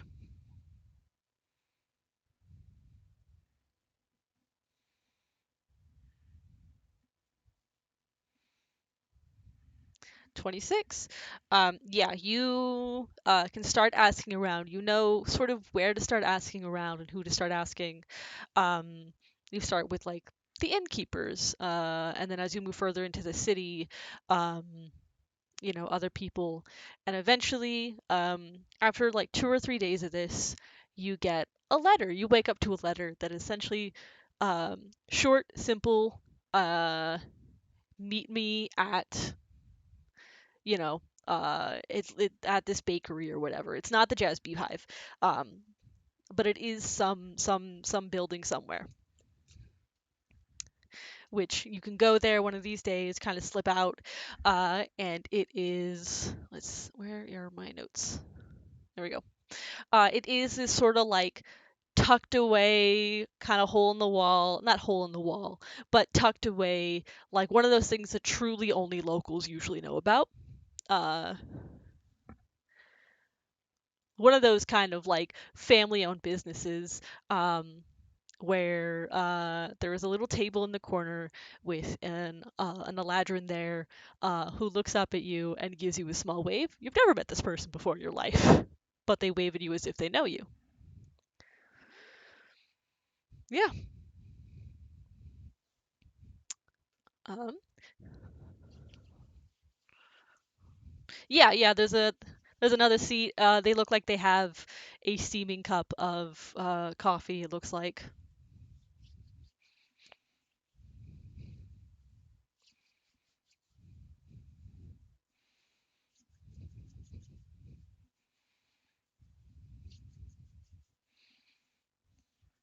Mm. I recommend. They have. Let's see here. They have this tea drink with a lot of like spices that you don't normally find in Mithrindain. Uh, it's a very careful blend of prime material and Feywild spices. I'm more of a coffee person myself, though.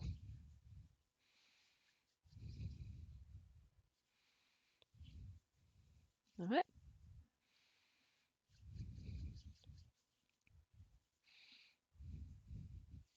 You get used to it when living, right? You get used to it when living in the city for a while.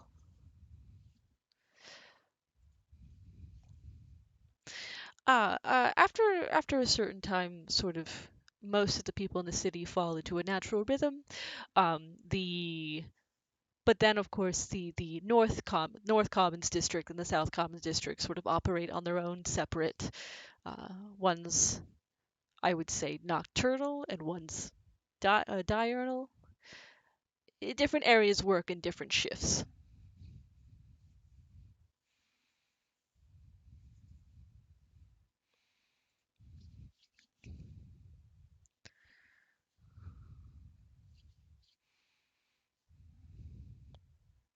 No, I understand. I do know. It is good to meet you. You can call me Horith.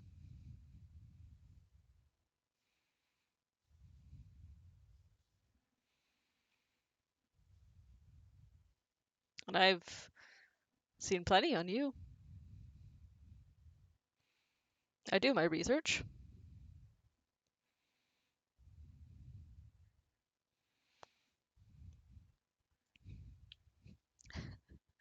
So I've heard.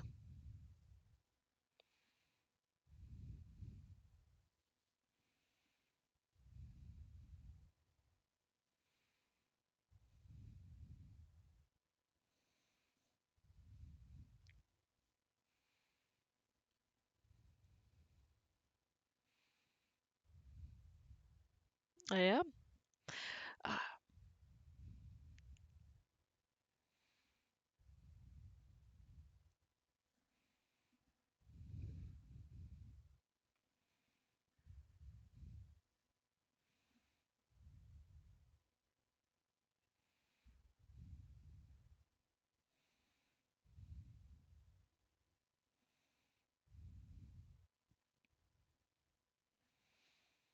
A favor for a favor.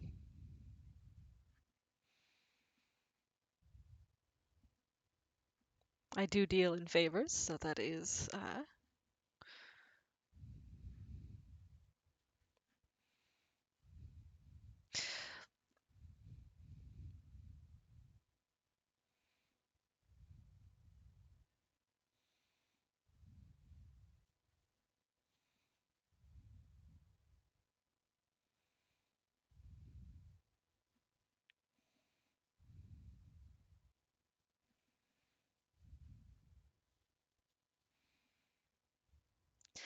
Um, looks at you and says, "What exactly is it you need me to do?"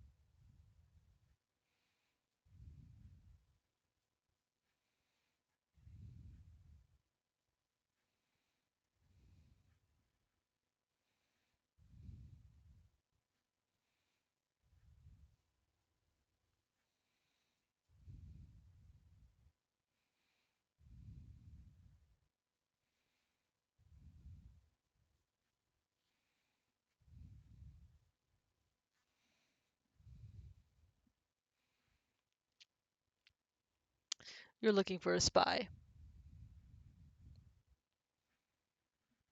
and you want this spy to keep an eye out for your friend.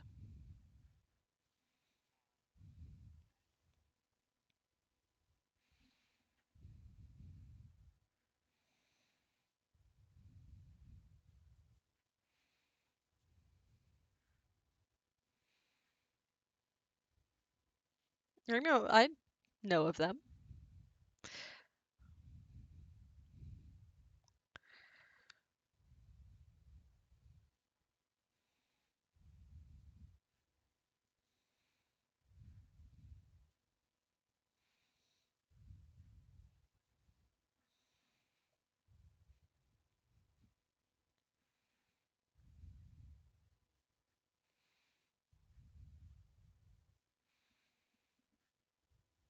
Hmm. Just to reiterate, you want me to use my connections to put a spy in the Winter Court to look for your friend, and for any information on the Eyes of the King.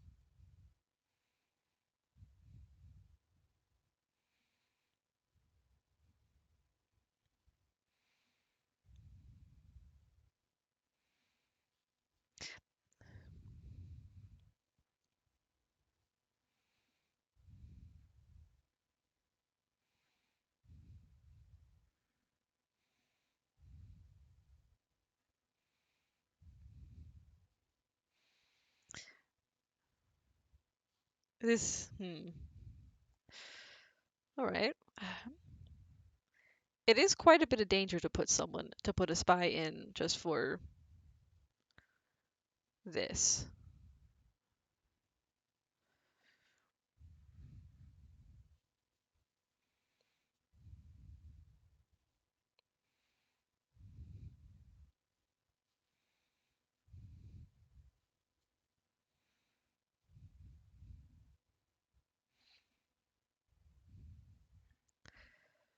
Um, and he pauses for a moment before um, he pulls out a sheet of paper, places it on the table in front of you, waves his hand over it, and you watch as words sort of appear as if written very quickly.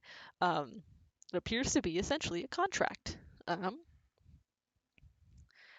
With the gist being that in return for a spy amidst the Winter Court looking for this sort of information, um, in return, you will give Horith a favor to be cashed in at any point in the future.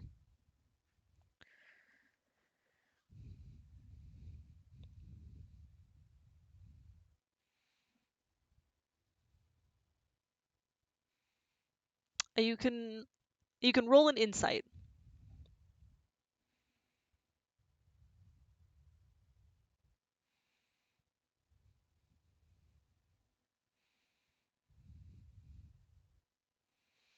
18. Um, the wording seems fairly straightforward in that it's, a favor for a favor.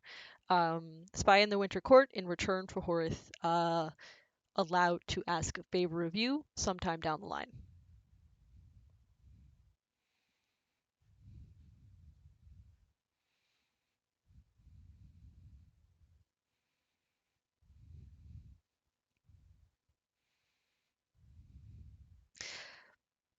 Not at the moment, but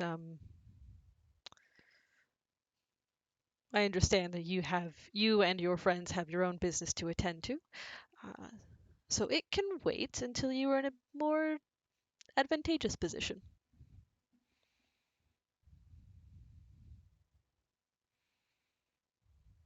A favor for a favor.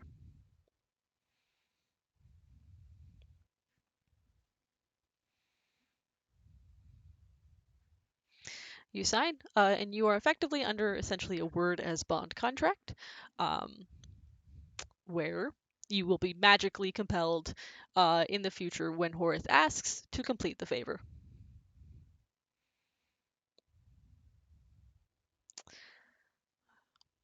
But after signing, Orith will hold his hand out to you. Pleasure working with you.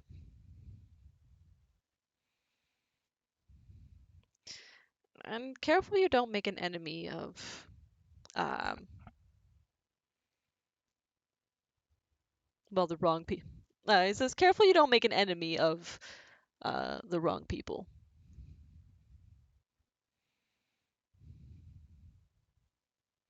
You as well. Uh, Stands up, throws a bag over his shoulder, and heads out.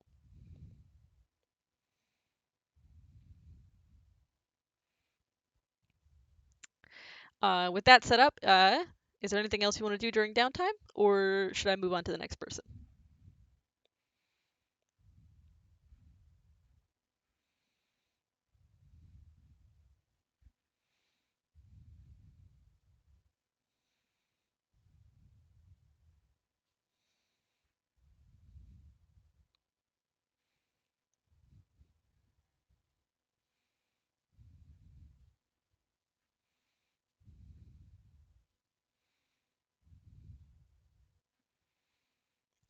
All right. And towards the end of the week, there's another letter that finds its way to you, that essentially says it's been taken care of. They are in place. Yep. Um, and then who is going next? All right. We had talked about you potentially researching, or what were you gonna say?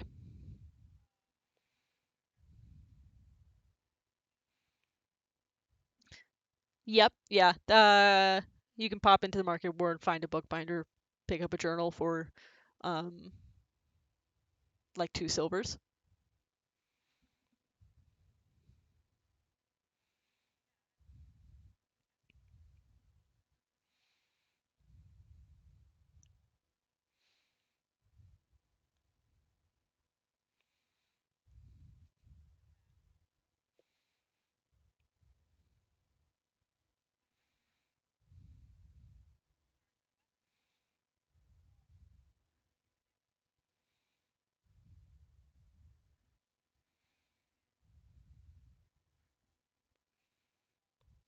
Uh, yeah.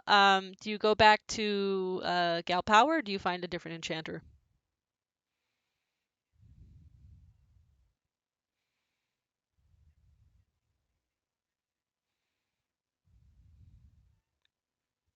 Fair enough.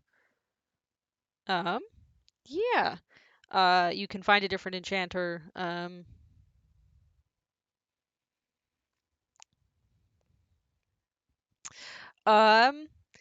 Actually, yeah, you could find a blacksmith who's a bit more specialized in working with things that are already enchanted. Um, Normally, of course, silvering a thing would take, I think, 100. What is it?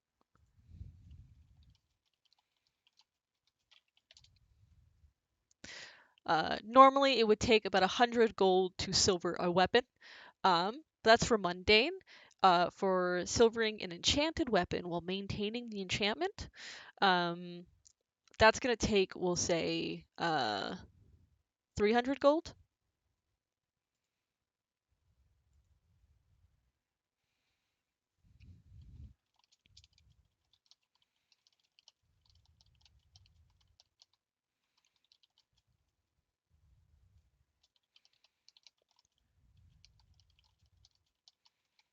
Yeah, of course.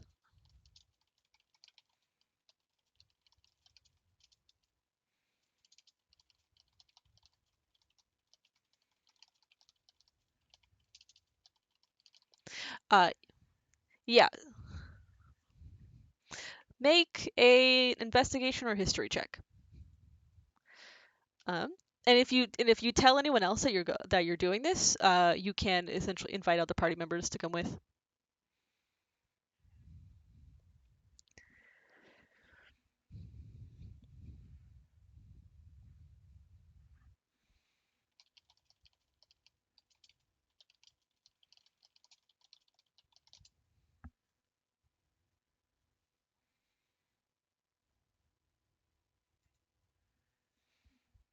Yeah, all right.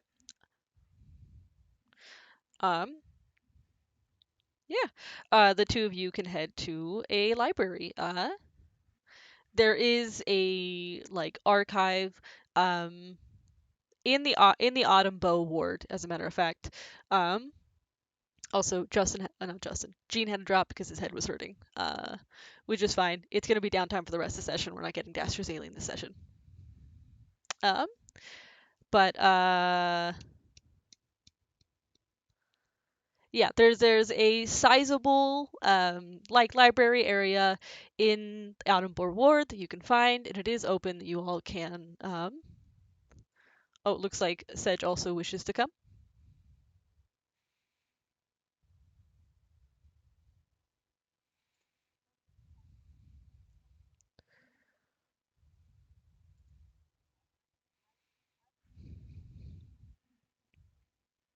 I thought you might want to, which is why I paused.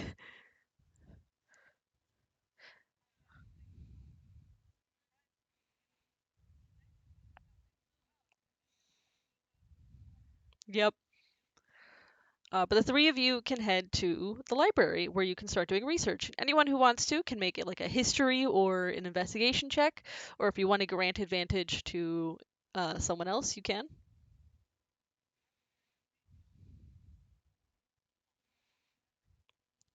Uh, three of you are going to the library. I live fucking collapses from bureaucratic bullshit. Yeah.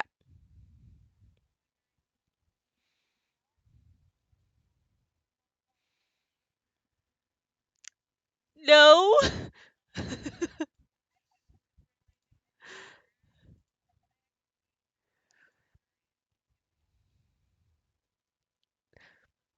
No.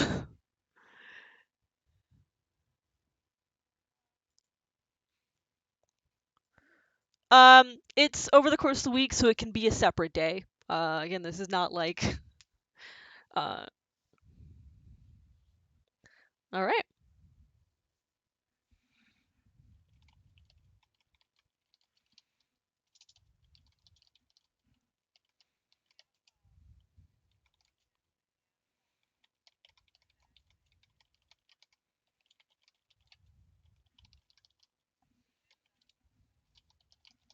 Yeah.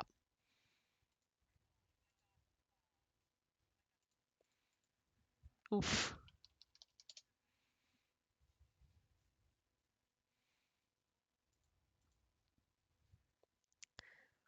Uh. Woof.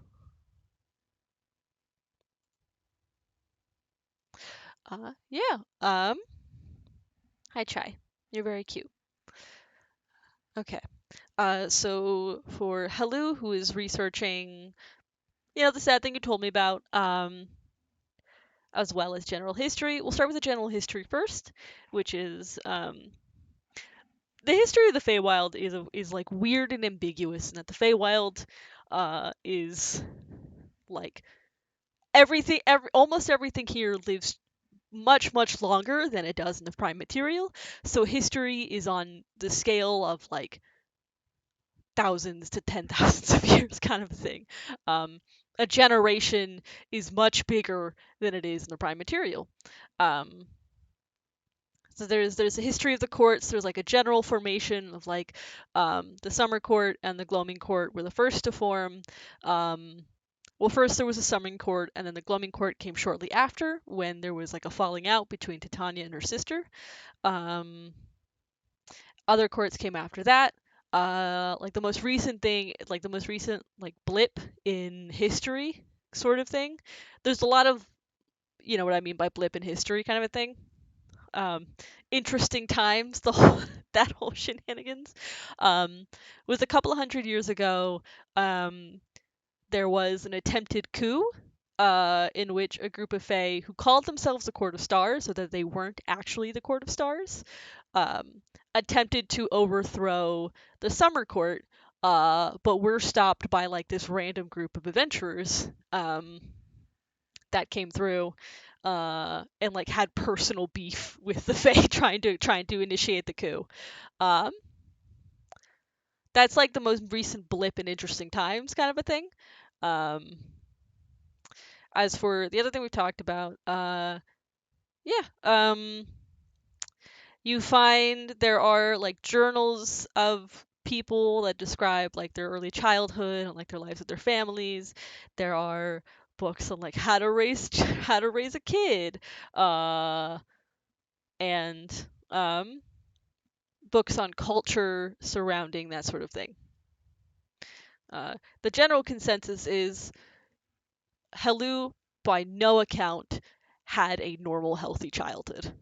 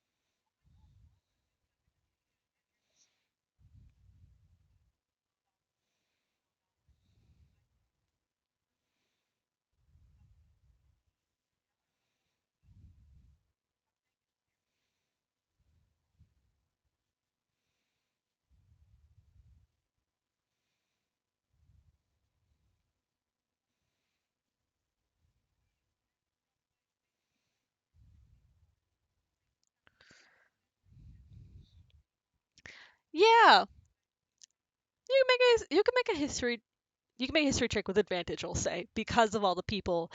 Um,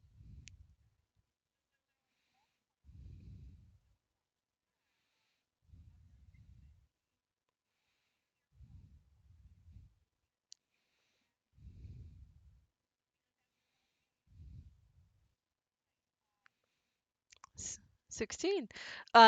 Yeah, the more that you kind of wander around, the more you talk to people, those who both recognize you and don't, the more like you get that deja vu feeling and like flashes of, oh, I have been through here before. Um, but what's weird is that like those flashes of memory come with like these flashes of emotions of a, how do I put this?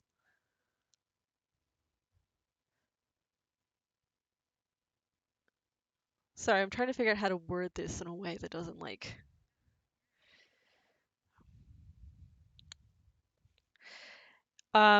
it's this sort of like feeling of freedom, like you don't expect people to recognize your face. Um, and so like in those memories, you're happy when people recognize you as Blossom.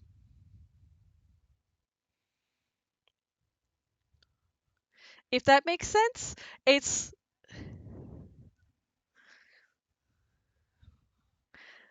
like so long as it makes sense to the player.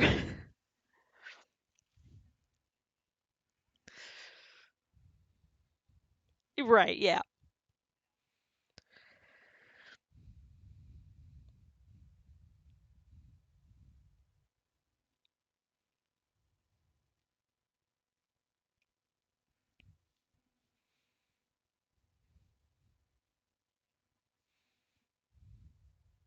Yeah.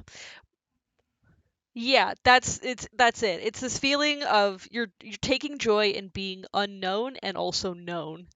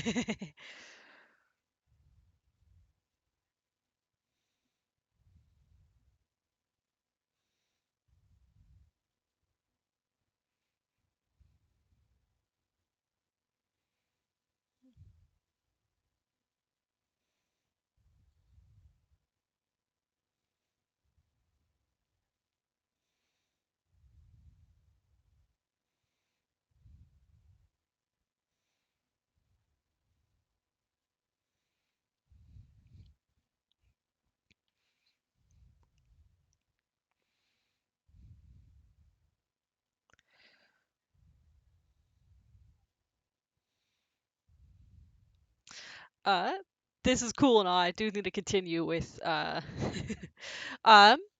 so that's Halu's investigation into this. What is Blossom researching? If Blossom is researching anything in particular, or are you just helping Halu?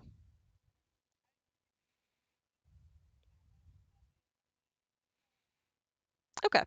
Um, so then Sedge, what are you looking into?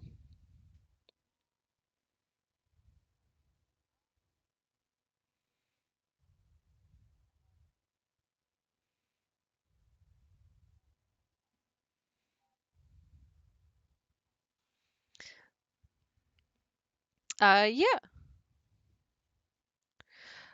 Yeah, on a 17, it is that sort of thing of like going back into history, um, where like the history books that you might find cover the last 3, 4 thousand years. Um, but yeah, there's the courts. What you find again is that that last blip in like interesting times is the court that tried to stage a coup against the summer court. There's like a list of like the archfey that were involved in that. Um, you see that they were, what's up?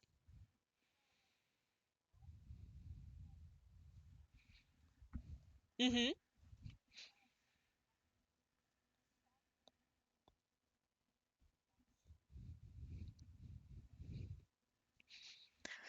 Um, Not likely, because what's noted in the thing is that the adventurers were all Feywild natives. Um, it does like you do get the name of the group, which is the Silver Wind. This group of adventurers, as they call themselves. There are two of the adventurers are named specifically. The rest are like, and the rest of them are um, random common folk that essentially got roped into this. um, the other two are named because they were members of a like well known noble families within the Feywild.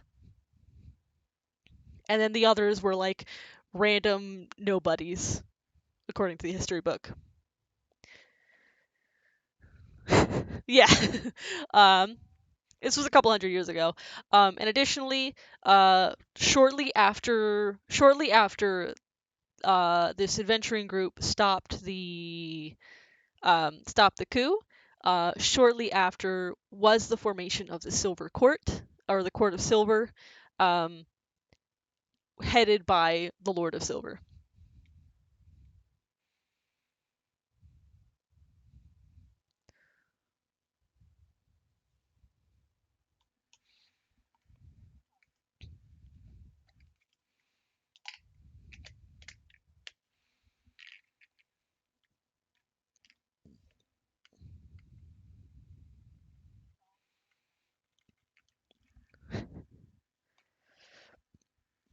Yeah. Uh,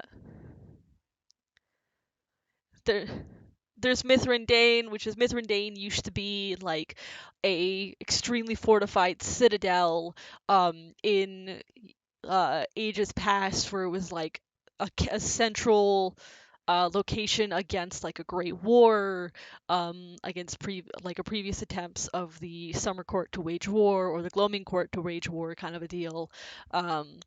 But in the years since, it has sort of expanded into this huge city that you see. It is still very key in the Summer Court's like governing system in general. Um, it was the first city attacked by the Court of Stars when they attempted their coup. They laid siege to Mithrandain, um, did some pretty serious damage at the time. Um, that put significant pressure on the Summer Court.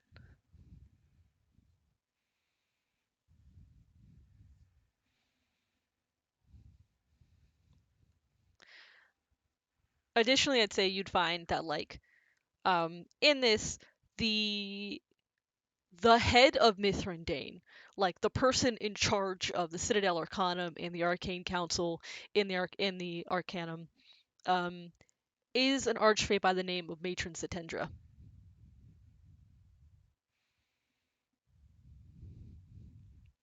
Uh, Her name is an archfey by the name of Matron Satendra.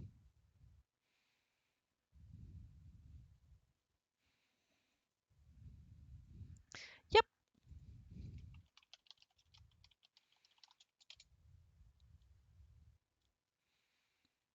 that's in general.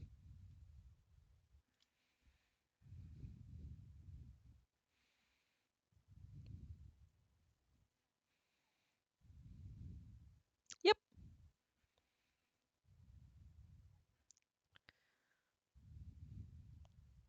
That is like the archfey at the very top of Mithrandain in general, although she is still considered fairly low on the overall hierarchy of archfey. Which I'd say when your investigation, um, you can get basically a list of all major archfey and the courts that they're associated to.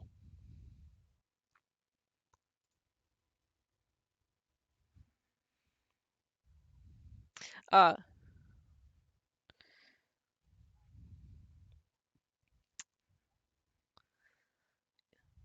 Yeah. There is again this fun little bit of trivia of the Winter Court. Like the Winter Court is usually um loyal to the Queen of Air and Darkness, otherwise known as Queen Mab. Um They used to be led by the Prince of Frost until the Prince of Frost severed ties with the Court of Winter, with the Winter Court, and joined up with the Court of Silver instead.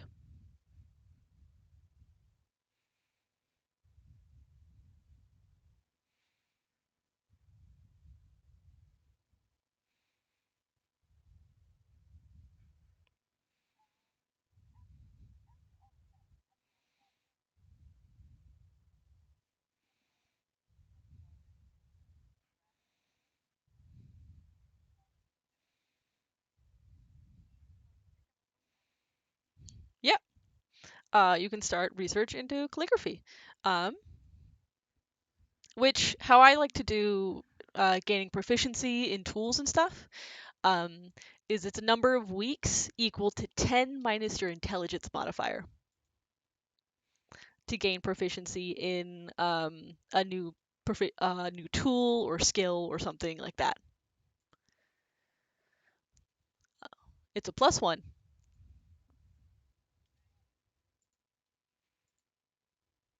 Yep.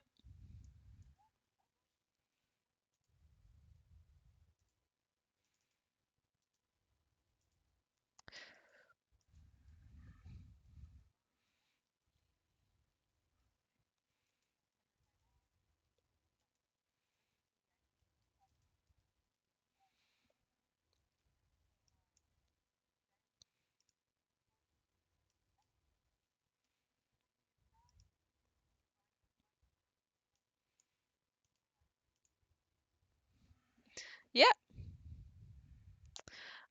Which you can do for the rest of the week. And is there any other? Well, I can. I guess over the course of next week, if there's anything else that like Sedge might think to look into, you can message me and I can give you some more information on that. Uh, but what is Marcus researching?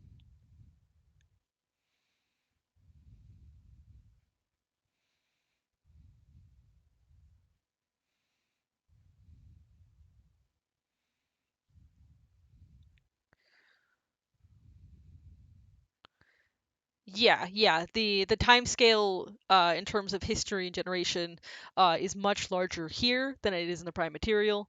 Um, yeah.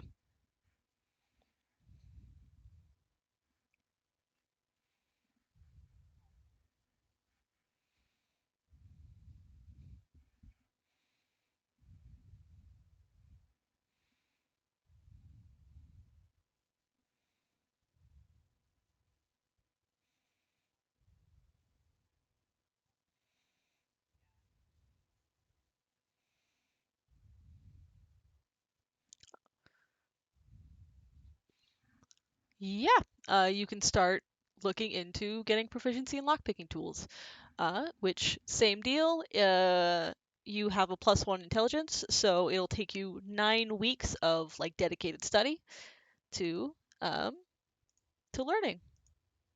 At some point, of course, reading from a book is all well and good, but at some point you're gonna have to start looking for a teacher.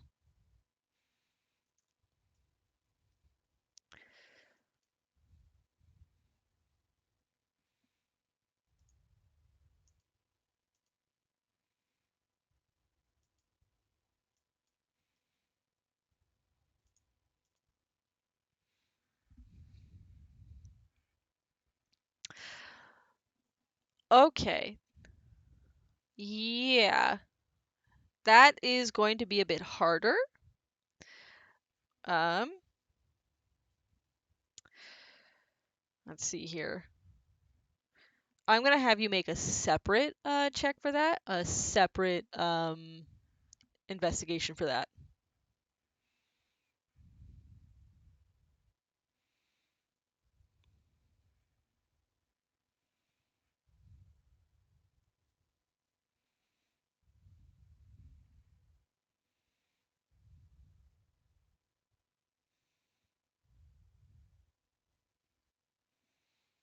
22. Um, so I don't think, even with a 22, I don't think you'd find information on your patron specifically. Um, there might be like a dusty book tucked away in the far back corner of the library that you pull down, and it's like entities beyond the Feywild sort of deal. And it might list like well-known fiends, kind of a thing. There's obviously archfays are mentioned here and there, archfays that might have achieved like a level of power beyond what most have. And then there's like a section for like the weird and the great old ones, basically. Um, and information on that is like,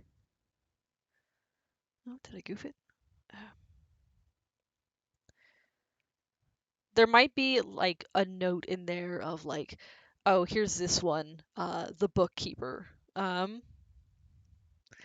Not many have dealings with the great old ones in general.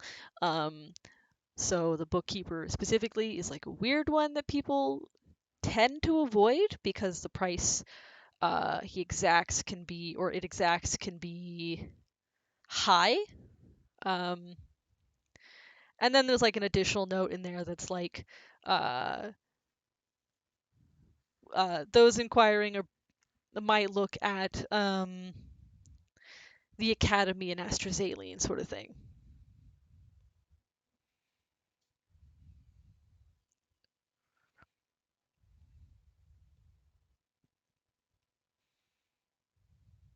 It seems like it. Because like a random library in Mithrandain, yeah.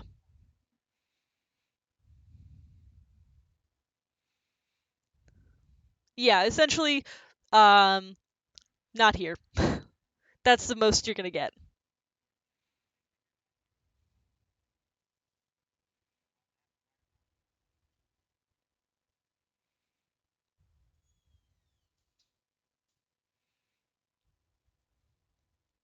Yeah.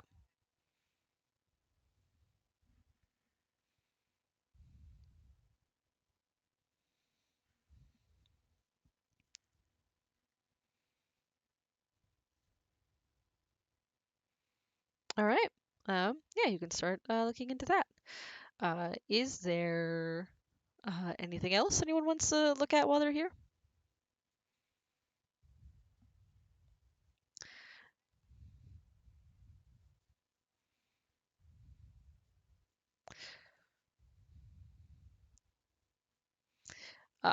Yeah. Um, just make a.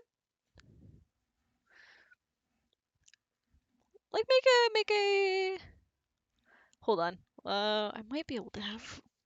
There's a table in this book for books. Let me see. Let me see. Let me see. Item.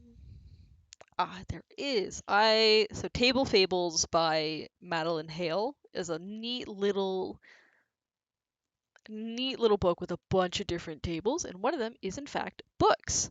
Um, roll the D100.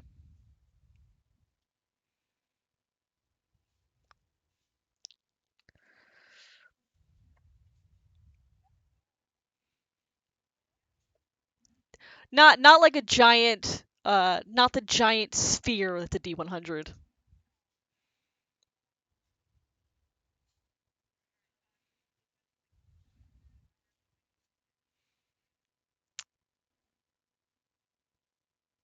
Rolling a D100 requires rolling both of the D10s, the one that has double digits and one has the single digits.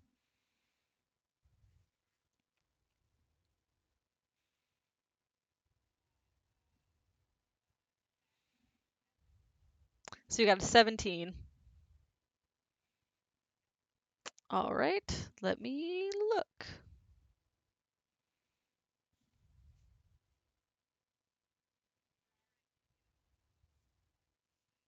Oh yeah, yeah.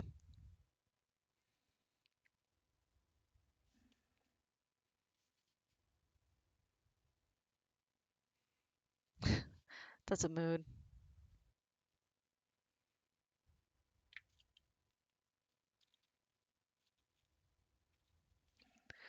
Um, let's 17.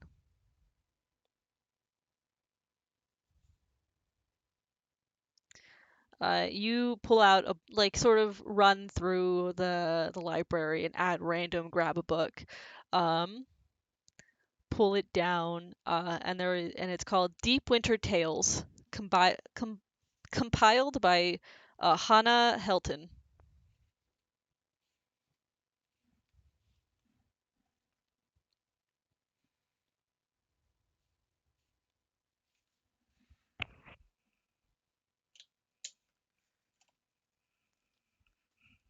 I'll put her name in general or in game notes.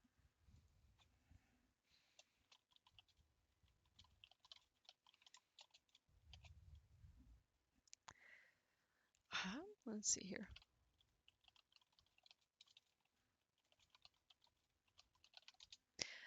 Yeah, a lot of it like the equivalent of essentially fairy tales, but when you're in the realm of the Fae, um, it is likely real stories that have happened and have since become children's tales.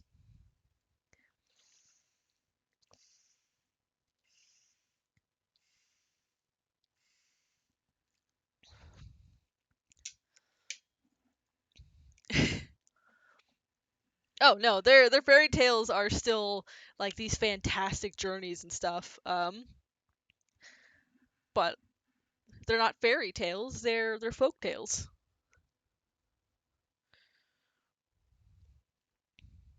Yeah.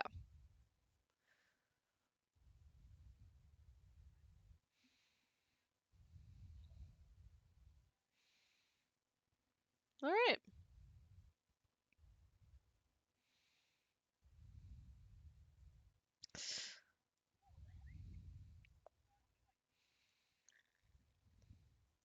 Uh yeah, very likely there are books on like hypnosis. Although a lot of it is usually like enchantment magic or illusion magic.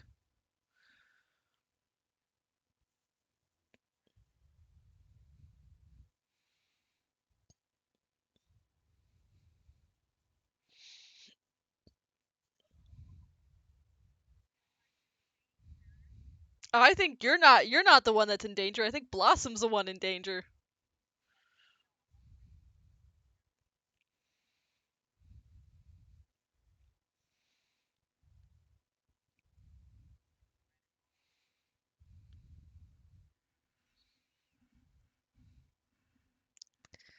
Uh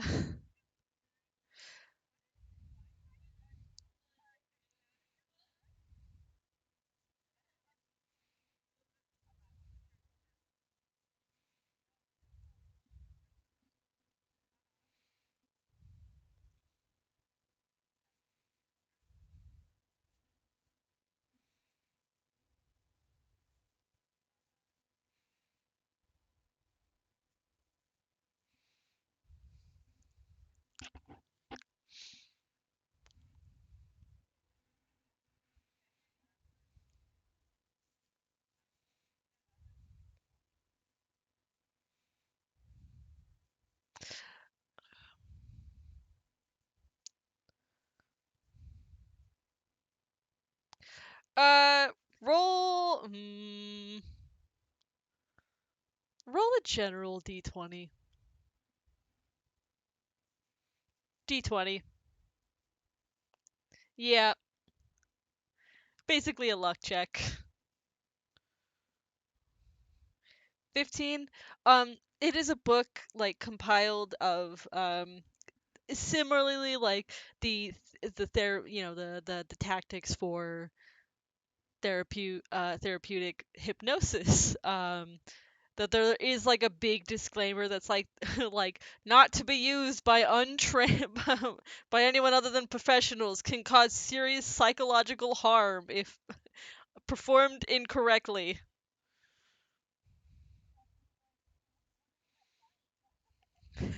That sign can't stop me because I can't read.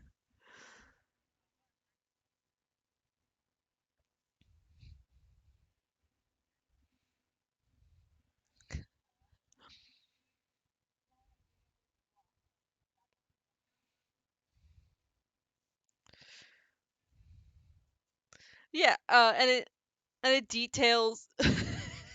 hold, hold on. What's the other? What are you asking to make another roll for?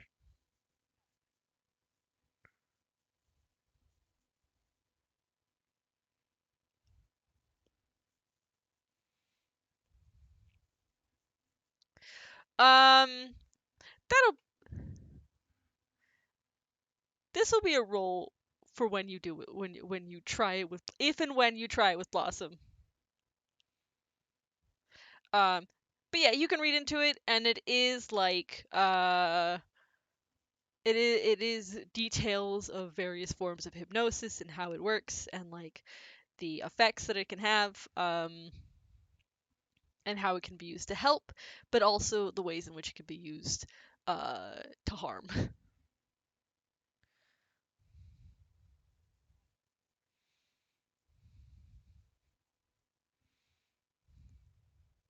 It's more like a at the end of each like technique there's a hey, again, extremely careful, here are some of the things that can happen if done wrong.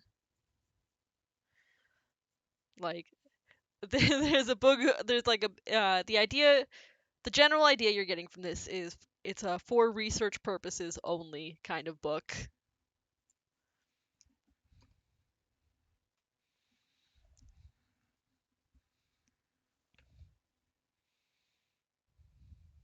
Hmm.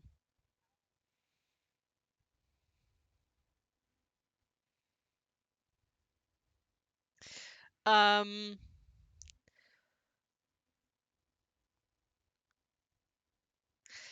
Generally, like, it's not normally done just because there's other ways. There's magic that can achieve the practical effect, especially in the Feywild, that's so steeped in magic, that most people generally don't bother. This is like an older book, clearly hasn't been looked at in a while, uh, because there is magic to facilitate the same deal.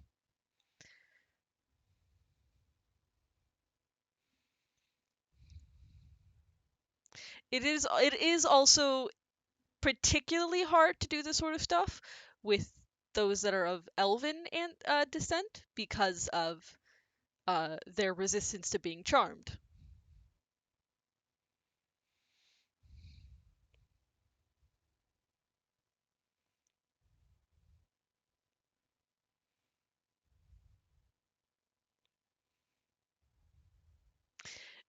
Yeah, that is the general D&D in general D&D terms of lore. Um, Elves are have had generally several past lives, um, and when they trance, what they're really doing is like um, going through memories.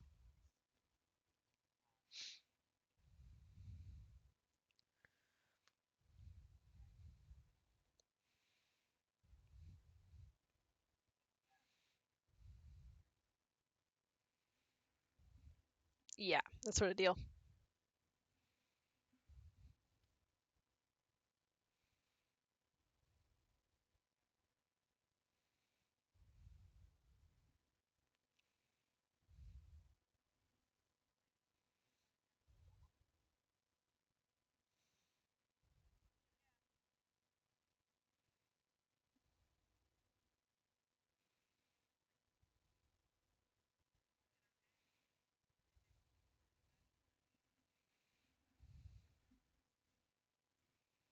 There are temples within Mithrandain.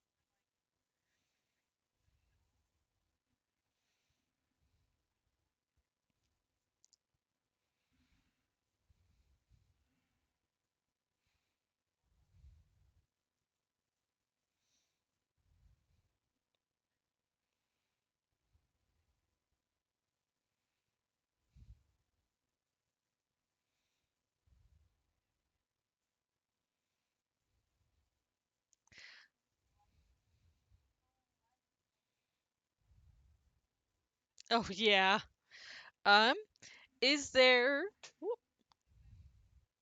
is there anything else that anyone would like to do while they're in Mithrandain?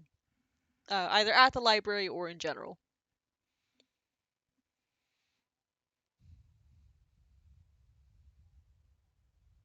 Yeah, you wanna spend some time at a temple? Yep.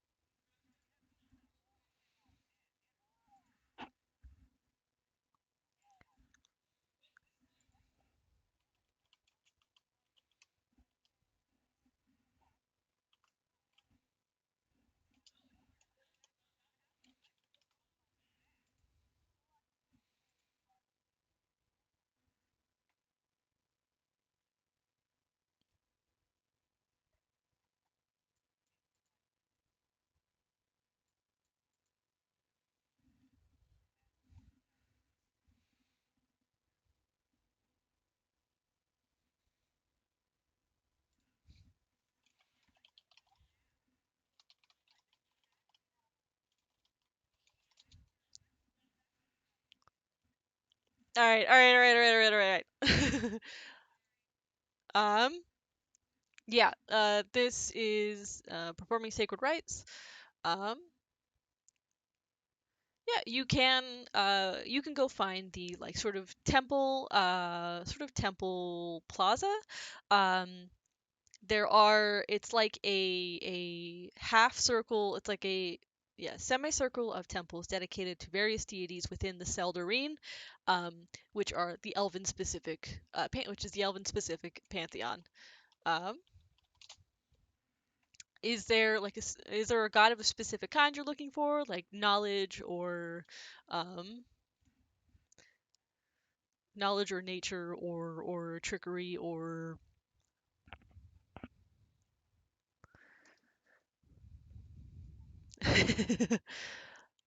Um, yeah, the god of knowledge specifically within the Seldarine is called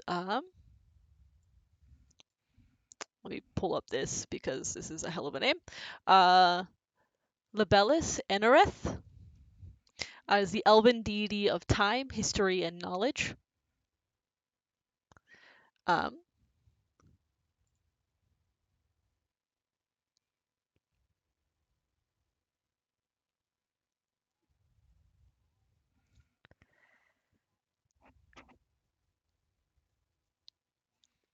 yep,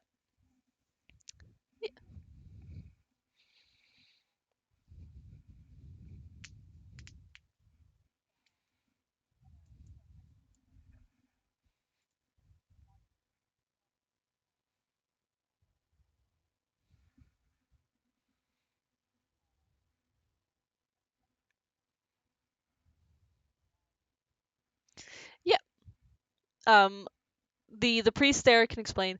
The all these churches are pretty like open in terms of layout and stuff. There are three different statues of Libellus. There is a statue in a feminine form, in a masculine form, and an androgynous form. And that's the case with like all of the elven deities. Well, that's the case with all of the elven deities within the Seldarine, is that they all have a feminine form, a masculine form, and a gender neutral form, because elves do not care about that, about subscribing a specific gender uh, to their deities. So all of their gods come like have multiple faces, kind of a thing. Um, yeah, the priests here for levelist priests are responsible for educating the young and promoting acquiring knowledge. They're also record keepers and historians. Um, So you can help with like essentially managing the archive as well as teaching the young or overseeing wedding ceremonies for those that are particularly devout to him. Uh, let's see here. Okay, over the next. Oh, this is a DMG. I want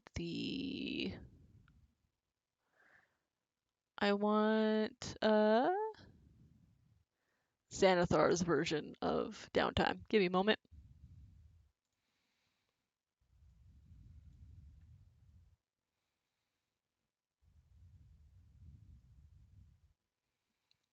Xanathar's Guide to Everything. We're doing downtime activities, religious service.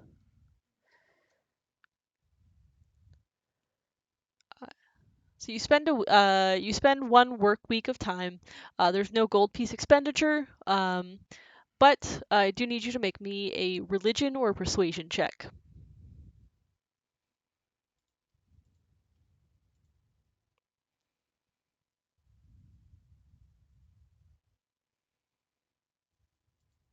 Ike,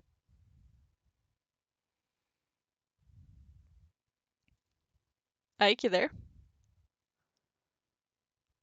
You're very, very quiet.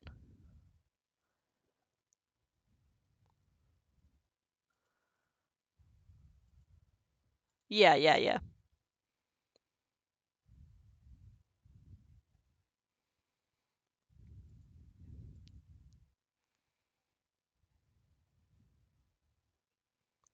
18.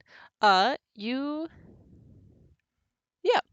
Uh, Yeah, character's religious bent might want to spend downtime in service to a temple. Undertakes this activity has a chance of winning a favor of one of the temple's leaders. At the end of the required time, the character chooses to make either religion or persuasion, and the total determines the benefits of the service. Um, there's a religious table. Let's see here.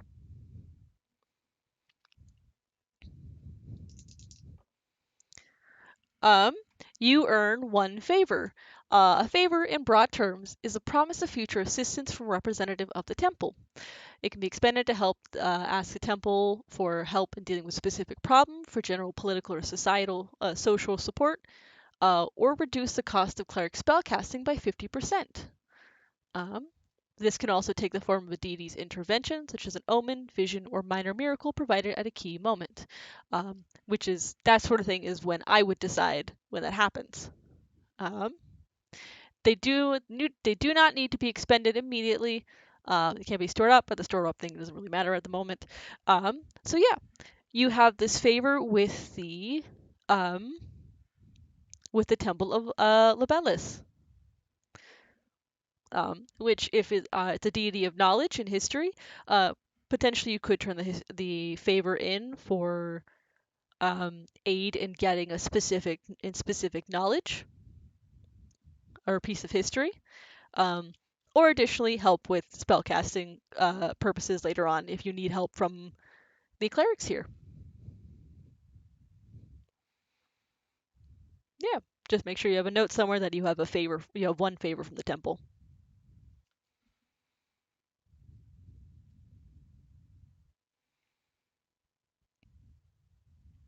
Yeah, you spend your time helping them out, and they seem very grateful.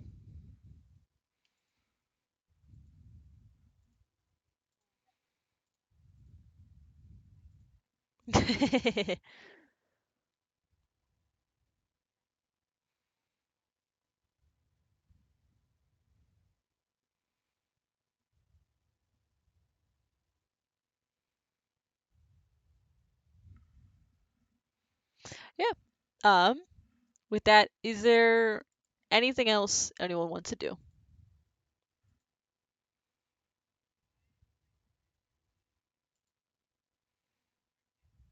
All right. You can make your way over to like the island delta in which the citadel is built onto. Um, and you are trying, like, essentially doing the town hall thing. Yeah. We can say at this point, Ilif is there helping you.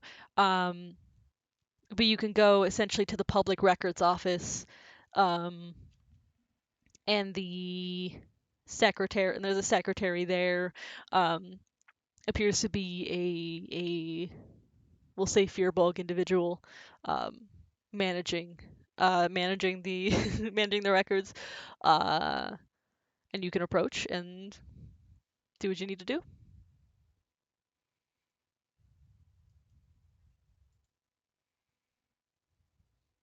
Uh, hello.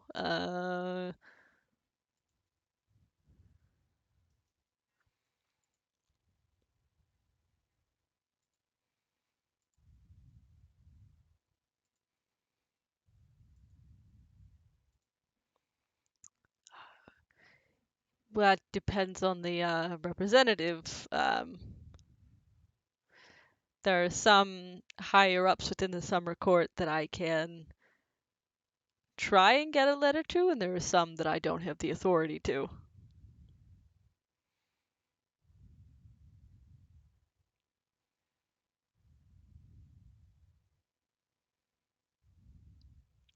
Oh, no, I don't have the authority. I don't have anywhere near the sort of authority to any sort of letter to her.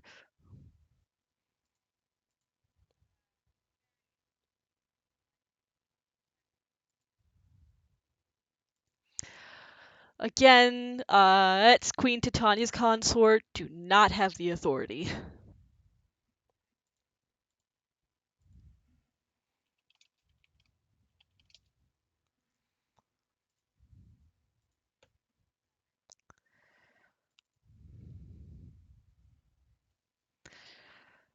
Um,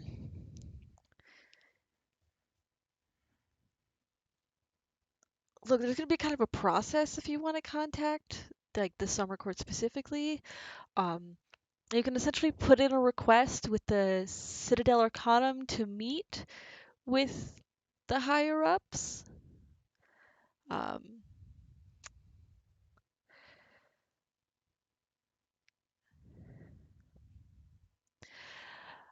um, that kind of varies on Matron Satendra's mood.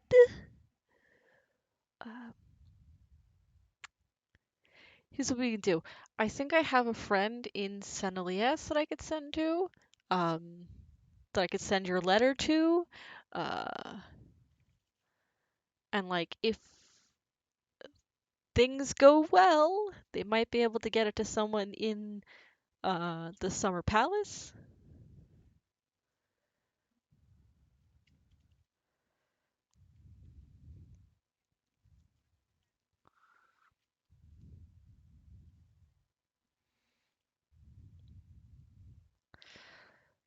All right. And what is the reason for your meeting with Matron Satendra?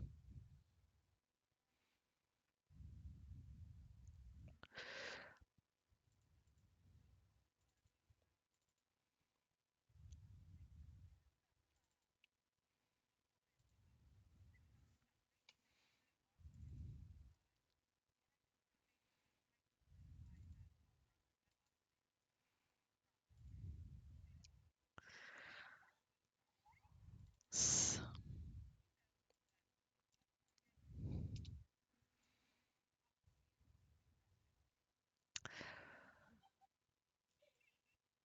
Okay. Um,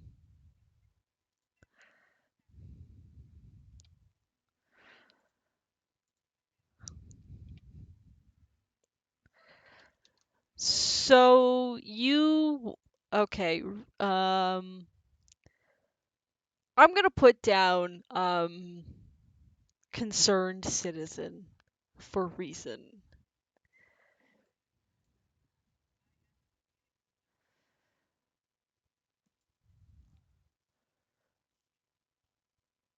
Okay.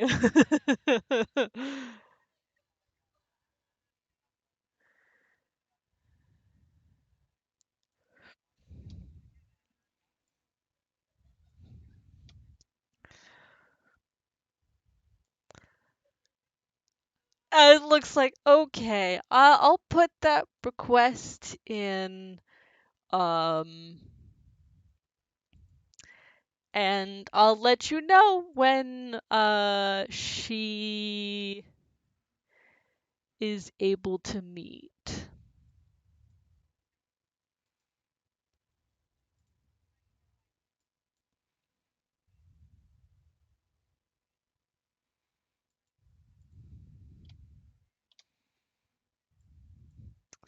I'll be able to send a direct message. You know the mail system?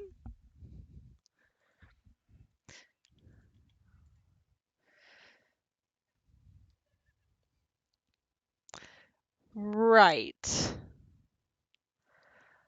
Um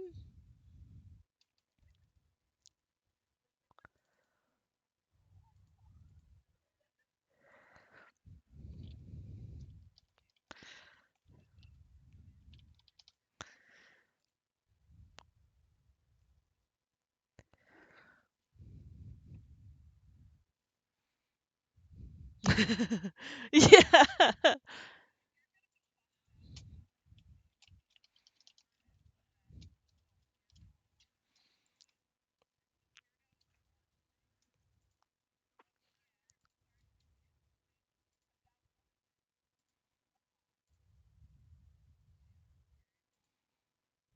It's just the I'll put in a request.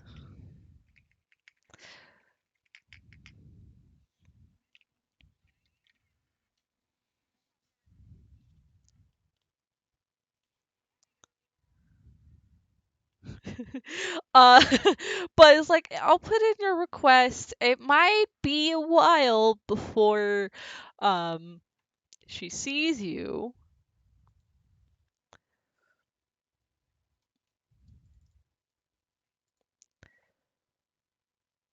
Plains is in the plains of echoing thunder?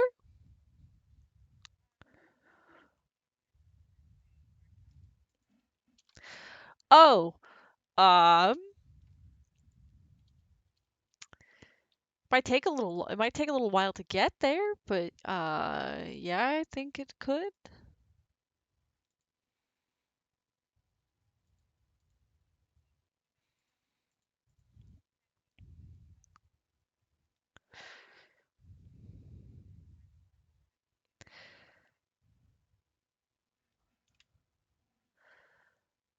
We'll give it well for me to send the letter to the prime material and you to send one back, um week and a half.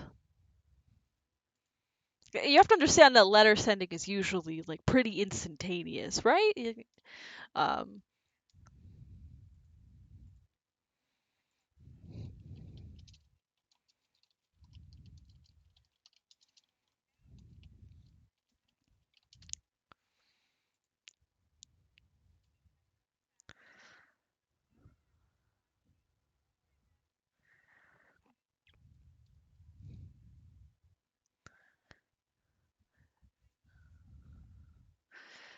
uh, no problem. I hope your friend is okay.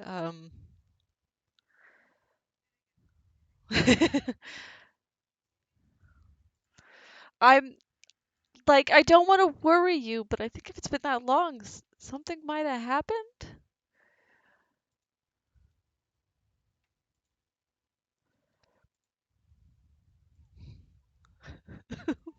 Oh, oh no, I'm so sorry. Oh, uh,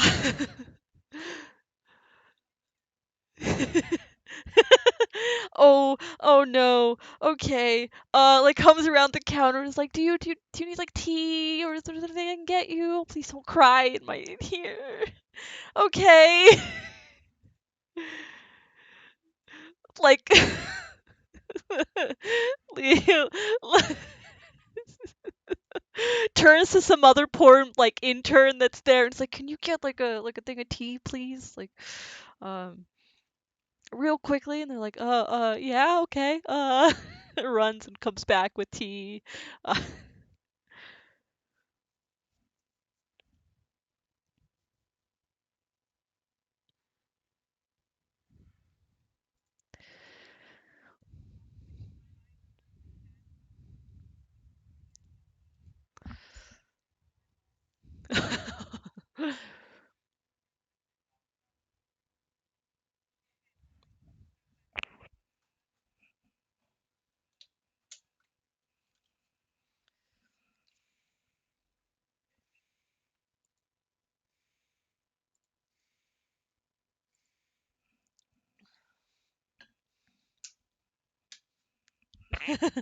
Yeah. And like you get your tea and he's like, "Oh, I'm so sorry."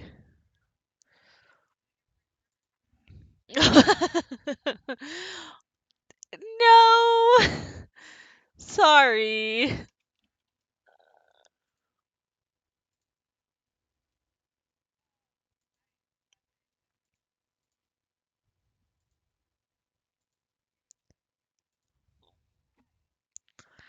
I'm sure he's going to be fine.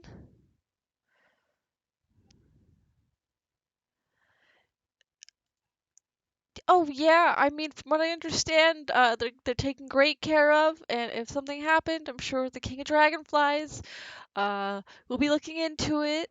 Um, um, I mean, he's probably a lot easier to reach with a letter than say Titania.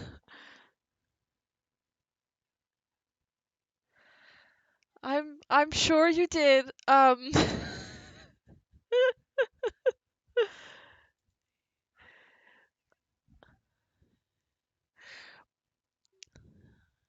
Uh-huh. Yeah, okay.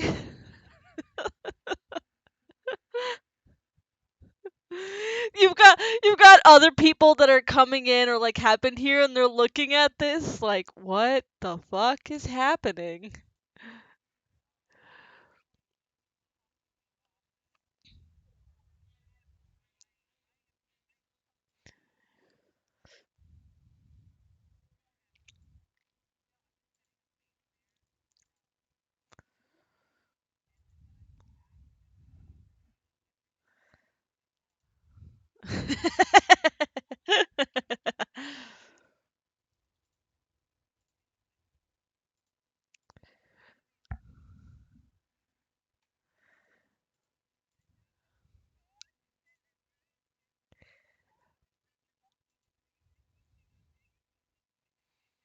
Okay, yep, yep. All right.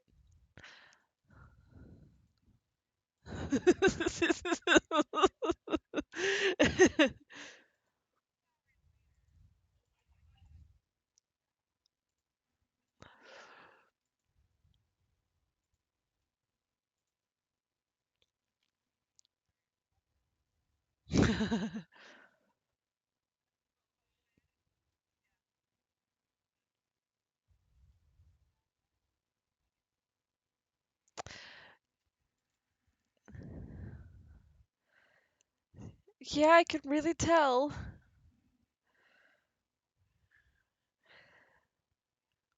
I don't think I'm on shift tomorrow.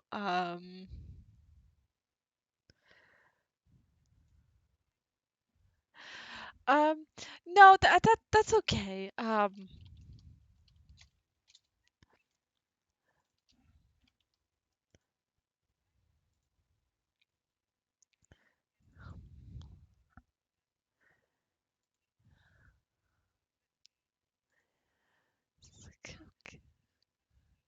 Bye.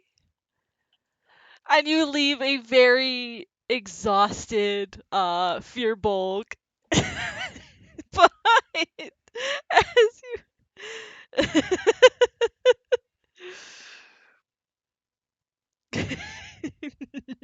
no.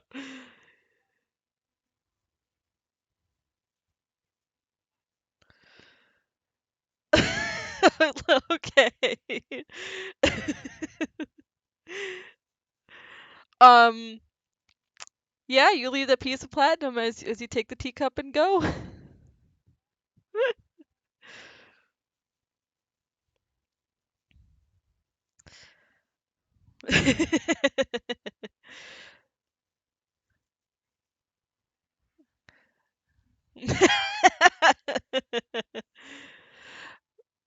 Yeah, I bet.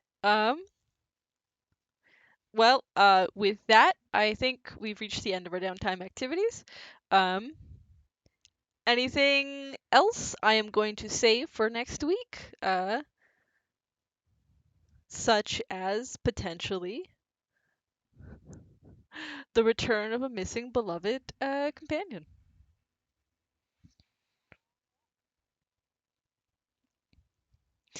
as well as at the end of the week, you guys you essentially get the notice that Astrazeline has returned, and you all can go to the Porters Guild and get going, kind of a thing. But that will be for next time.